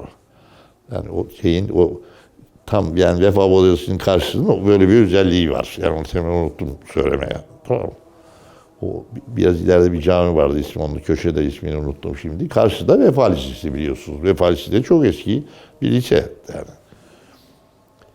Belki Eminönü ile ilgili mutlaka bilirsiniz de bir tabela konmuş. Mimar Sinan'a göre Suriçi İstanbul'un merkezi biliyorsunuz Şehzadebaşı Camii'nin köşesidir. Orada bir sütun vardır. Nasıl hesap ettiyse tabii onu bizim haddimize değil. Tamam haddimize değil. Onun neyse billahi kondu çok sevindim. Yani gördüm onu çok sevindim. Süleymaniye'de en son 3-4 ay evvel gittim. Yani bu rahatsızlık geçirmeden evvel gittim. İşte bir iletişim fakültesinde Eminönü yani sinemaları ile ilgili bir program söyleşi için çağırdılar. Tamam. O zaman gittim yaptım. Ondan evvel de işte o Yeni Şafak gazetesindeki söyleşi için gittiğim diyeyim. Şimdi şöyle şimdiki caddenin ismini unuttum ama eski Kovacılar Caddesi. Yani Bozdoğan Kemeri'nden Vefa Lisesi'ne yattığı Bozacı'ya giden caddenin 4. veya 5. evinde büyük bir konak vardı. Siirtlilerin konağı derdik. Yani orada bir Siirtli yani Arap kökenli diyeyim. Tabii ben böyle ayrım yapmak doğru değil tabii. Bir şey değil. Öyle ama bizim arkadaşlarımızdı. Hep beraber oynuyorduk, beraber geziyorduk. İşte camiye de beraber gidiyorduk, hamama da beraber gidiyorduk. Süleymaniye benim bildiğim zamanlarda daha çok en fazla Malatya'dan göç aldı. Malatya'dan Pötürge'den göç aldı. Tamam mı? Malatya'dan Pötürge'den göç aldı. Güneydoğu'dan çok aldığını zannetmiyorum. Tamam mı? Zannetmiyorum. Yani suali niye sorduğunuzu bilmiyorum ama olabilir de. Yani ama aldığını zannetmiyorum. Çünkü Süleymaniye'de iskan da azaldı biliyorsunuz. Tamam mı? Yani iskan da azaldı. Tamam mı? Böyle bir ayrım yapılmasını da hiç katiyen veteran olarak da düşünmem yani. Tamam mı? Yani o Menderes'in İstanbul'da yani yurt dışına gidip geldikçe Menderes'in hayatını belki çok özetleyeyim. 1934'te Aydın Belediye Başkanı, işte Atatürk görüyor, oradan onu milletvekili yapıyor. Adnan Menderes'i. Sonra işte başbakan oluyor. Yani İstanbul'u o yurt dışına gittiği zamanlar hep İstanbul'u daha bir modern hale getirelim düşüncesiyle. Bana göre çok iyi niyetli. Ama yapılanlar yanlış tabii. Yani şimdiki aklıma söylüyorum. Çünkü biz o Vatan Caddesi'ni açacağız diye, tamam, açacağız diye orada bir kısım tarihi eserleri ortadan kaldırdık. Tamam. Yani onları alıp bir yere de başka bir yere taşıyabilirdik de. Yani o da mümkündü. Tamam. Ama maalesef bunu yapmadık. Tamam. Yani o zaman siyasi şeylerle bazıları karşı çıktılar. Uçak mı inilecek falan. Ben onları ciddiye almıyorum. Ama yani o bilhassa yabancı mimarların bulvarsız şehir olmaz fikri, tamam, o mevcut yapıyı yıktığı için ben o düşüncede değilim. Tamam. Onun için Millet Caddesi de aynı vaziyette. O da daracık bir caddeydi, büyüdü. Neyse orada pek eser kaybolmadı. Ama Vatan Caddesi'nde çok eser kayboldu. Belediye binası yapılırken çok eser kayboldu. Tabii Menderes'in her şeyi bilmesine ya da devletin en üst kademesindeki insanların her şeyi bilmesine imkan yok. Ama o bir müşavir meselesidir. Yani müşavirlerin onları doğru yönlendirmesi icap ediyor. Mesela yine Fatih ile ilgili olduğu için söyleyeyim. Mesela Menderes Napoli'ye gidiyor. Bakıyor deniz kıyısında boydan boya halkın dolaştığı bir cadde var. Tamam mı? Onun üzerine şimdi Gelik lokantası hala açık mı bilmiyorum. Yani Sirkeci Araoğlu iskelesinden, tamam, Gelik lokantasına kadar o yolu Menderes açtı. Tamam. Reşat Çiğiltepe bulvarıdır orası. Caddesidir. Tamam. Reşat Çiğiltepe'nin kim olduğunu da biliyorum. Tamam. Reşat Çiğiltepe koyuyorlar. Menderes onu görüyor ama o dolgu şeklinde yapılmıştır. Tamam. Yani orada yıkılan bir şey yok. Tamam. Yıkılan bir şey yok. Yani o doğru mesela bence. Yani şehir halkı denizi daha rahat görsün diye. Yani çok istismar da edilmedi yani bana göre. Daha doğrusu bizim çocukluğumuzda Sarayburnu'ndaki Atatürk heykelinin önünde o cadde yoktu. Yani o cadde yoktu. Babam bizi o Atatürk heykelinin önünde bir kayalıklar vardı. Orada denize sokardı. Babam yüzme biliyordu. Biz çocukluk 6-7 yaşında, 8 yaşındaydık. Böyle elinden tutar denize sokardı. Hatırlıyorum. Yani Günhan Parkı'nı da biliyorum tabii. Biliyorum. O doğru bir şey ama Vatan Caddesi ve Millet Caddesi bana göre yanlış. Tabii. Bilmiyorum. Yalnız bir şeyi biliyorum. Bu Karaköy'deki eski resimlerde görmüşsünüzdür. Bu Ziraat Bankası'nın arkasında ufak bir mescit var. Yani o mescit yok oldu mesela. O mescit yok oldu. Yani o mescidi yol genişliğine bak taşınabilir. Yani ben mimara değilim ama onu bir yere koyacaksın yani. Koyacaksın. O mescit yok oldu. İhtiyaç vardır, yoktur. O ayrı mesele. Yoksa Osmanlı büyüklerimiz ben Anadolu Selçukluları Osmanlı ve Türkiye Cumhuriyeti birbirinin devamı diye kabul eden yani hiç ayrım katiyen yapmayan bir insanım. Yani o eserlere sahip çıkacağız. Yani, kültürümüze sahip çıkacağız. Annelerimize sahip çıkacağız.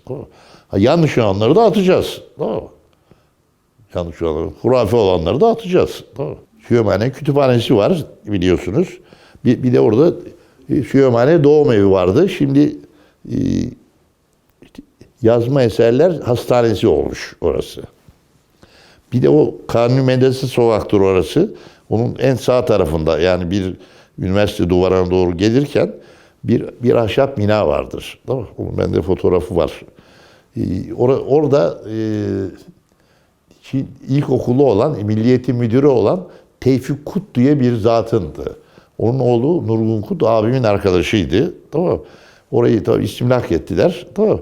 E, Yenisini yaptılar. Tamam. İlk yapılanlardandır orası. Tamam. Hatırladınız mı? Yani tam gelirken o sol taraftadır hemen. Tamam. Yani Ali Baba'nın arkasında çok güzel bir şey. Orası da yine devletin bir yeri olarak kullanılıyor. Kullanıldı mı orası harap olmaz. Tamam mı? Fatih'ten niye taşındık? Şöyle, 68'de yarı annem olan Hacer yengem vefat etti. Tamam. Babam yine Abdurrahman Şerif amcanın yanında çalışıyordu. İşte bir abim Adapazarı'na Ünroyal lastik fabrikasına girdi, ayrıldı. Amcamın kızı kimya mühendisi, o da bir yerde çalışıyordu. Dedi ki yani evin işini tek başına annemin yapması icap ediyordu. Yani onu da lafı gelmişken söyleyeyim. Yapıştırırsınız siz. O bizim 13 kişilik aile veyahut da 11 kişilik aile olduğumuz zamanlar bir hafta evi toparlama işlerini annem yapardı. Yemek işlerini yengem yapardı. Ertesi hafta değiştirirlerdi. Birer hafta Münavve Bey'le. Çünkü 13 kişi var ya da 11 kişi var değil mi? Yani yemeği de bir mesele değil mi? Ortalığı toparlamak da bir mesele. Şimdi yani öyle bir yani dediğim gibi anneme tek başına kaldı. Amca kızımın biri de evlendi. Tamam. O beyi hakimdi işte. Anadolu'ya gitti. Amcaoğlunun biri evlendi. Tamam. Bir kimya mühendisi amcamın kızıyla amcam kaldı. Bir de abim de Adapazarı'nda, annem de babam, bir de ben kaldım. Yani sonra ben okulu bitirip ben de Erenköy'e gittim. Yalnız tabii temin komşuluk münasebetleri dediniz ya, aile münasebet de çok mühim tabii. Şimdi biz o Fatih Caddesi numara 142'nin bir ay evvel gittim, fotoğrafını çektim. Tamam. Hani evi duruyor. Tamam. Kapısıyla yine apartmanı, bir şey, haç notları ile ilgili çektim.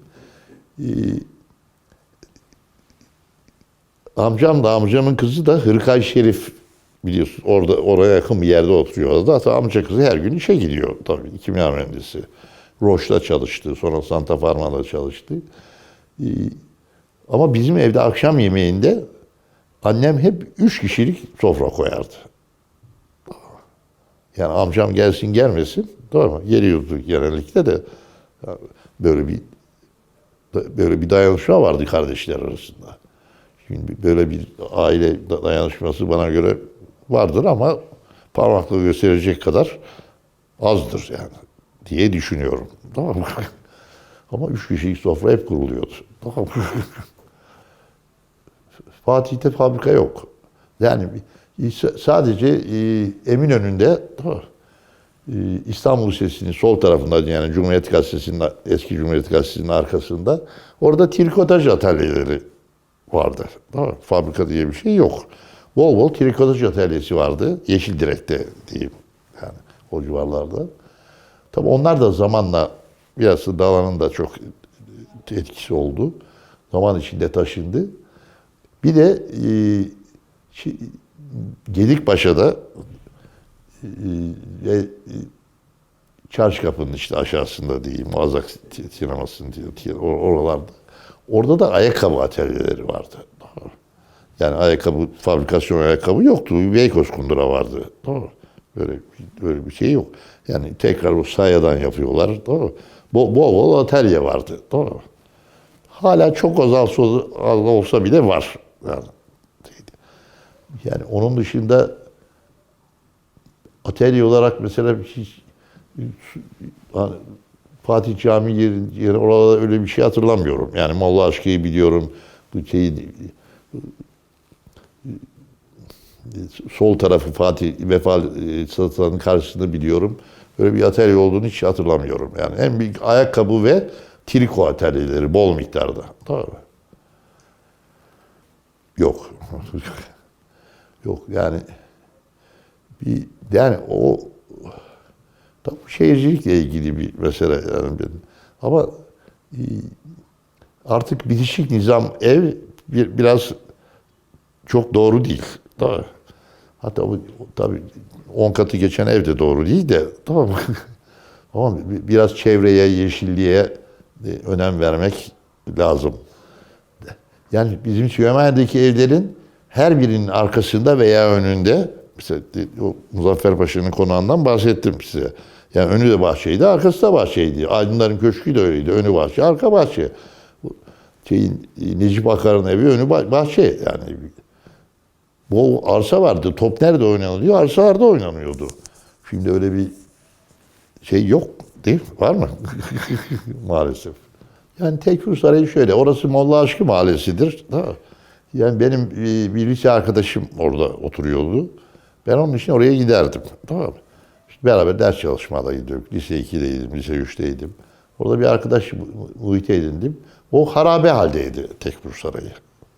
Yani harabe haldeydi. Orada top da oynardık. Sonradan orayı yaptılar, surları nasıl tamir ediyorlar Tekfur Sarayı'nda. Bak yani şimdi yalnız oraya bir dışarıdan bir asansör koymuşlar. Doğru. Ben bu mimarların işini anlamıyorum. Tamam mı? Yani Tekfur Sarayı'nda asansörün bir şey olmamalı bence. Doğru. Olmalı. Yani bir mevzumuz dışında olabilir. Yani söyleyeyim. Şimdi mesela bir Beyoğlu Kültür Yolu diye bir şey düşündüler. Mesela onunla ilgili yani ben bir şeyler okumaya çalışıyorum yani bu yaşıma rağmen. Şimdi orada zaman zaman yokuşlar var biliyorsunuz. Şimdi bazı turizmciler ya da şehirciler diyorlar ki İstanbul'a yaşlı turist geliyor. Değil mi? Çok genç turist gelmiyor, yaşlı turist geliyor. Yani o çok kritik noktalara yürüyen merdivenler yapmak, yani genel havayı bozmamak üzere. Yani ya da metrolardaki gibi değil mi? Ya da hafif bir böyle yani boydan boya ta tünele kadar değil tabii. Ama aralarda böyle dinlenme yeri gibi, şey gibi yapmak. Yani eskiyi bozmamak lazım. Şimdi mesela Kazım Bey Sokak 34'ün fotoğrafını gördünüz. Tamam mı? Şimdi oranın çatı su akarları beyaz. Doğru mu sizce? Efendim? Doğru. Yani eskiden galvanizdi tabii. Yani vardı da galvanizdi tabii. Yani illaki o ahşap rengi değildi. Ama böyle beyaz da çok absürt şey yani. Ona biliyorsunuz kontrast denir. Yani bir toniton denir, bir kontrast denir. Ben mesela giyimde o toniton ve kontrasta çok yabancı kelimeler kullanmayı hiç sevmem ama yani şimdi mesela dikkat edersiniz hep siyah beyaz, siyah tonları giydim. Mesela benim mesela kahverengi tonları giyerim mesela. Gri ceketim var mesela. Gri ceket de giyebilirdim mesela. Bir de tabii bu babamın kitabından bahsetmedik hiç ama yani bilmiyorum bahsetme lüzum var mı bir şey. Şimdi mesela yani ben de mesela ben her gün sakal tıraşı olurum. Doğru mu? Yani evde olsam da olurum. Yani çok nadirdir mesela. Yani çok nadirdir. Doğru. Bir de Yavuz Selim'e babamla ilgili bir meseleyi de anlatayım. Yavuz Selim'e taşıdığınız zaman babam oradaki Kumrulu Mescid vardı. Kumrulu Mescid'e giderdi. Camiye. İşte oradan da kahveye gidiyor. Çay içiyor. Yani oyun bilmez babam. Kahvene kültürü vardı daha doğrusu o zaman. Yani kahvene öyle bir şey yok şimdi. Kafe kültürü var. Tamam mı? İşte babama illaki sakal bırak derdi. Tamam mı? Babam hiç sakal bırakmadı. Yani 83 yaşında vefat edene kadar. Derdi ki biz o kadar çok sünnet var ki tamam mı? Yani yüzlerce sünnet var, binlerce sünnet var. Biz o farzları 5 farz değil biliyorsun daha fazla da farz var. Onları layıkıyla yapalım. Sıra sünnetlere gelsin derdi.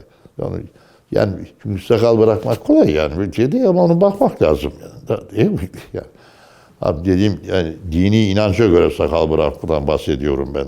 Böyle moda sakalından da bahsetmiyorum ayrıca. Tamam mı? Eski Süleymaniye'nin geriye gelmesi imkansız yani. Çünkü yerleşim yeri olmaması lazım bana göre. Ama yapılanların yani senelerdir KUDEP kaçta kuruldu bilmiyorum yani bilmiyorum. Ama ben Kadir Topbaş'ın ve o bir İstanbul Üniversitesi'nin bir kısım yöneticilerinin yani kaçta başladıysa tarihlerini söyleyemem. Çok doğru işler yaptıkları kanaatindeyim. İnşallah devam eder diyorum. İnşallah devam eder diyorum. Tamam. İnsan olmak, doğru. Saygı, doğru. Adam olmak tabii. Değil mi? Yani çocuk olmasına rağmen aile mefhumu, doğru. Arkadaşlık, doğru. Bunları ifade ediyor. Doğru.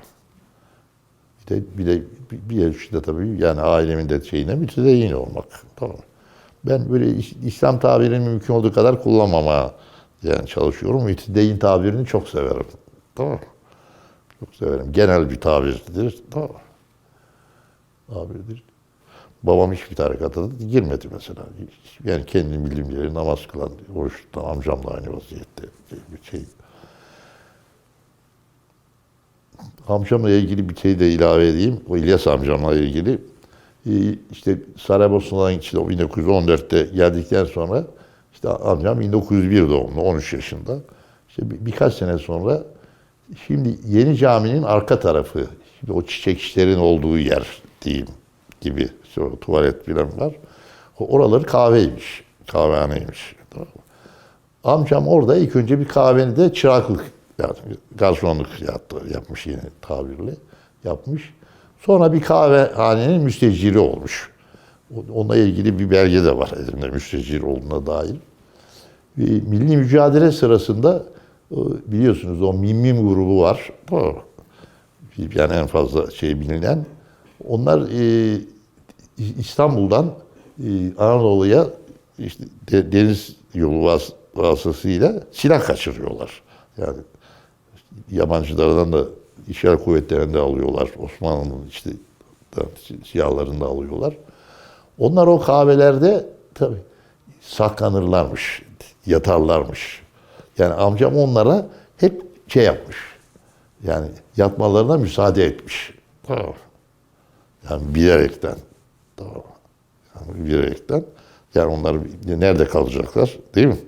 Ya işgal var, İngiliz işgali var. Tamam. İngiliz, Fransız işte işgali var. İlyas amcamın da böyle bir vatanperverlik şey vardı. Evet. Bir de şöyle onu da anlatayım. Babaannem Ömer dedemden ayrılmış Saraybosna'dayken. İlyas amcam doğduktan sonra 1902-1903 olabilir. O arada başka bir hanımla evlenmiş. Değil mi? O hanımdan bir Hasan amcam diye bir amcam olmuş. Tamam mı? Sonra tekrar babaannemle evlenmiş. Tamam mı? Şimdi Hasan amcam, sonra onlar da tabii oradaki Türklerin, Müslümanların çoğunluğu olduğu gibi Türkiye'ye gelmişler. Hasan amcam Hayrabolu'ya yerleşmiş. Tamam mı? Şimdi o soyadı sonradan babaannemi ve yani abilerini bulmuş. Tamam mı? Biz de Hayrabolu'ya gider gelirdik hep şimdi. Allah rahmet eylesin, vefat etti. 6 tane çocuğu vardı. Bir tanesi yaşıyor şimdi. Yaşıyor. Şimdi çalışıyor. Yani 50 doğumludur Mehmet. Tamam mı? O da bizim yani baba bir, dede bir amcamızdır. Yani bunu hiç ayırmayız yani. Ben o kitapta da Hasan amcamı yazdım. Onlar da çok mütedeyyin insanlar, da hacı insanlar. Tamam mı? Tabii bir resim var babamla Hasan amcamın sakallıydı filan. Sonra o gelinine sordum. Meğerse onun düğünün resmiymiş. Yani onu haç kitabına koyacağım. Tamam mı? O resmi koyacağım.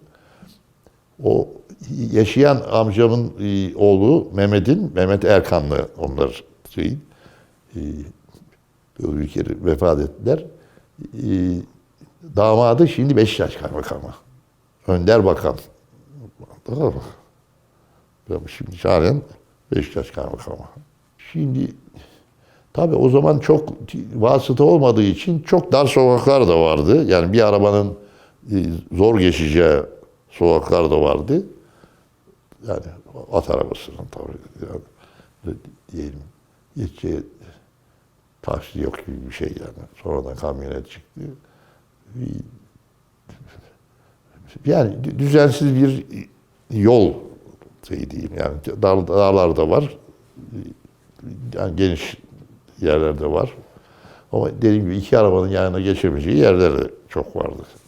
Ya o pek düşünülmemiş. Tabii.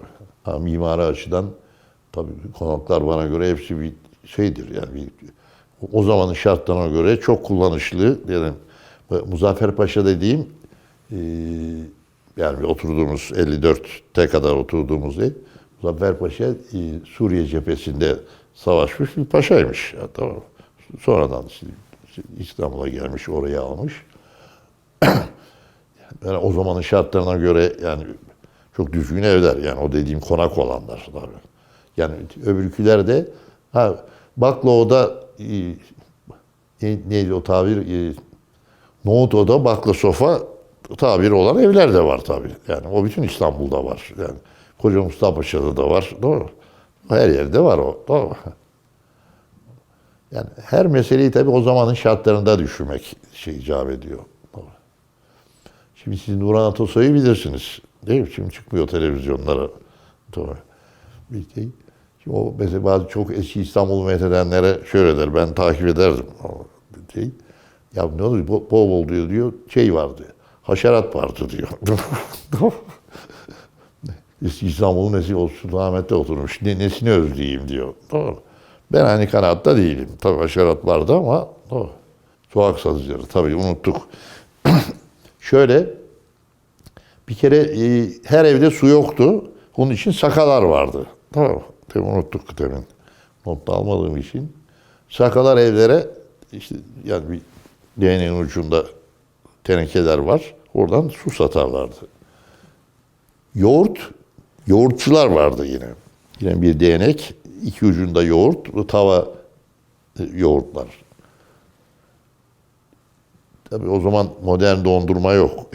Yani bilhassa Arnavut kökenli yani olanlar, Arnavutluk'tan gelenler diyeyim. Köken tabirini kullanmak istemedim, yanlış kullandım. O dondurmayı kendileri yaparlardı. İşte buzdolabı yoktu mesela. Buz satılırdı. Yani buz satan insanlar vardı.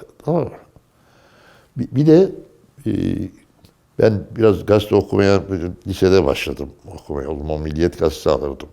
Her gün 25 kuruş alıyordum. Milliyet Gazetesi 15 kuruşu, sonra 25 kuruş oldu. Yürüyerek gider gelirdim İstanbul Lisesi'ne. Gazete müvezzileri vardı.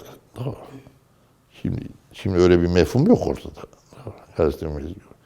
Tam o dediğim Sefera Çeşmesi'nin önünde Ayhan abi diye bir gazeteci vardı. Tamam. Orada gazete satar. İsteyen gelir oradan alır. Tamam. O da böyle bir kızım çocuklara ben de sattım gazete. Tamam. Yani o matrislerin içinde gazeteleri koyar, işte Vefa'ya doğru, Küçükpazar'a doğru gazete satılırdı. Tamam işte. Gazete diye bağırılır.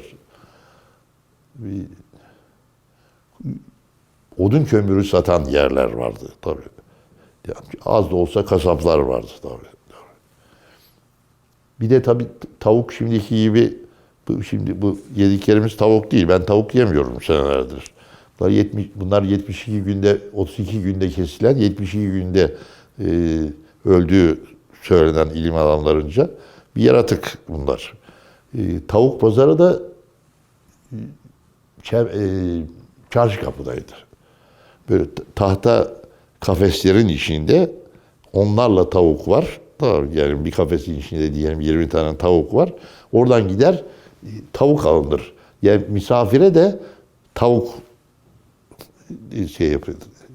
tavuk ikramı çok mühim bir olaydı. Tamam mı? Olaydı. Rahmetli babamın haç notlarında bir tanesinde bir gün diyor ki biraderim Hasan diyor Hayraboğlu'ndaki biraderim Hasan diyor Bana diyor oradan diyor bir tavuk getirmiş diyor. Hanım da diyor onu çok güzel diyor haşlamış diyor. Onu iyice muhafaza ettim diyor. Ama tabii daha bozulmasına fırsat vermeden bir an evvel yedim diyor. Gerçi bu mevzu dışı bu. 36 günde babam hiç mahalli yemek yememiş. Yoğurt, çorba, pilav. Ona öyle tembih etmişler. Tembih etmişler. Da benim de adımı geçiyor bir iki yerde o hatıralarda. O da kısmet ederse bozacağız. Bostanlardan. Vallahi bir bostan şöyle, bostan sadece suların kenarında vardı. Tamam mı? Yani suların kenarında vardı. Yani oralardan pek alışveriş. Sonra Bayrampaşa'da olan taşlı tarlayı hatta Bayrampaşa'da orada böyle bir kısım bostanlar oldu. Yani pek alışveriş yapılmaz. Ama yani şehir içinde bostan yok. Bir de Fındıkzade'de vardı bostan. Şimdi söyleyince hatırladım. Fındıkzade'de vardı. Bir tiyatroyu unuttum. Belki söyledim mi bilmiyorum. İlk Azak tiyatrosu vardı. Sonra bu Reşat Nuri Güntekin yapıldı 60'lı senelerde. 61-62 yani o seneler olabilir. Bir de Koca Mustafa Paşa'da Gönüllülükü Gazanfer Özcan. Ben tiyatrolarını hatırlıyorum. Biz annem babam amcam pek gelmezlerdi ama annem, yengem, amcamın kızları, ben tamam. Biz o tiyatrolara giderdik. Tamam. Yani şu annem, yengem ilkokul mezunu. Ama bir zevk alırdık yani. O bir tiyatro kültürü vardı daha doğrusu. Yani orada tiyatro kültürü de tabii şimdi böyle tam magazin değil yani. Yani her türlü eser oynuyordu o tiyatrolarda. Bir tanesi zaten belediyenin tiyatrosuydu. Tamam. Ama o üç tiyatroyu hatırlıyorum. Yani belki başka da vardır ama bilmiyorum.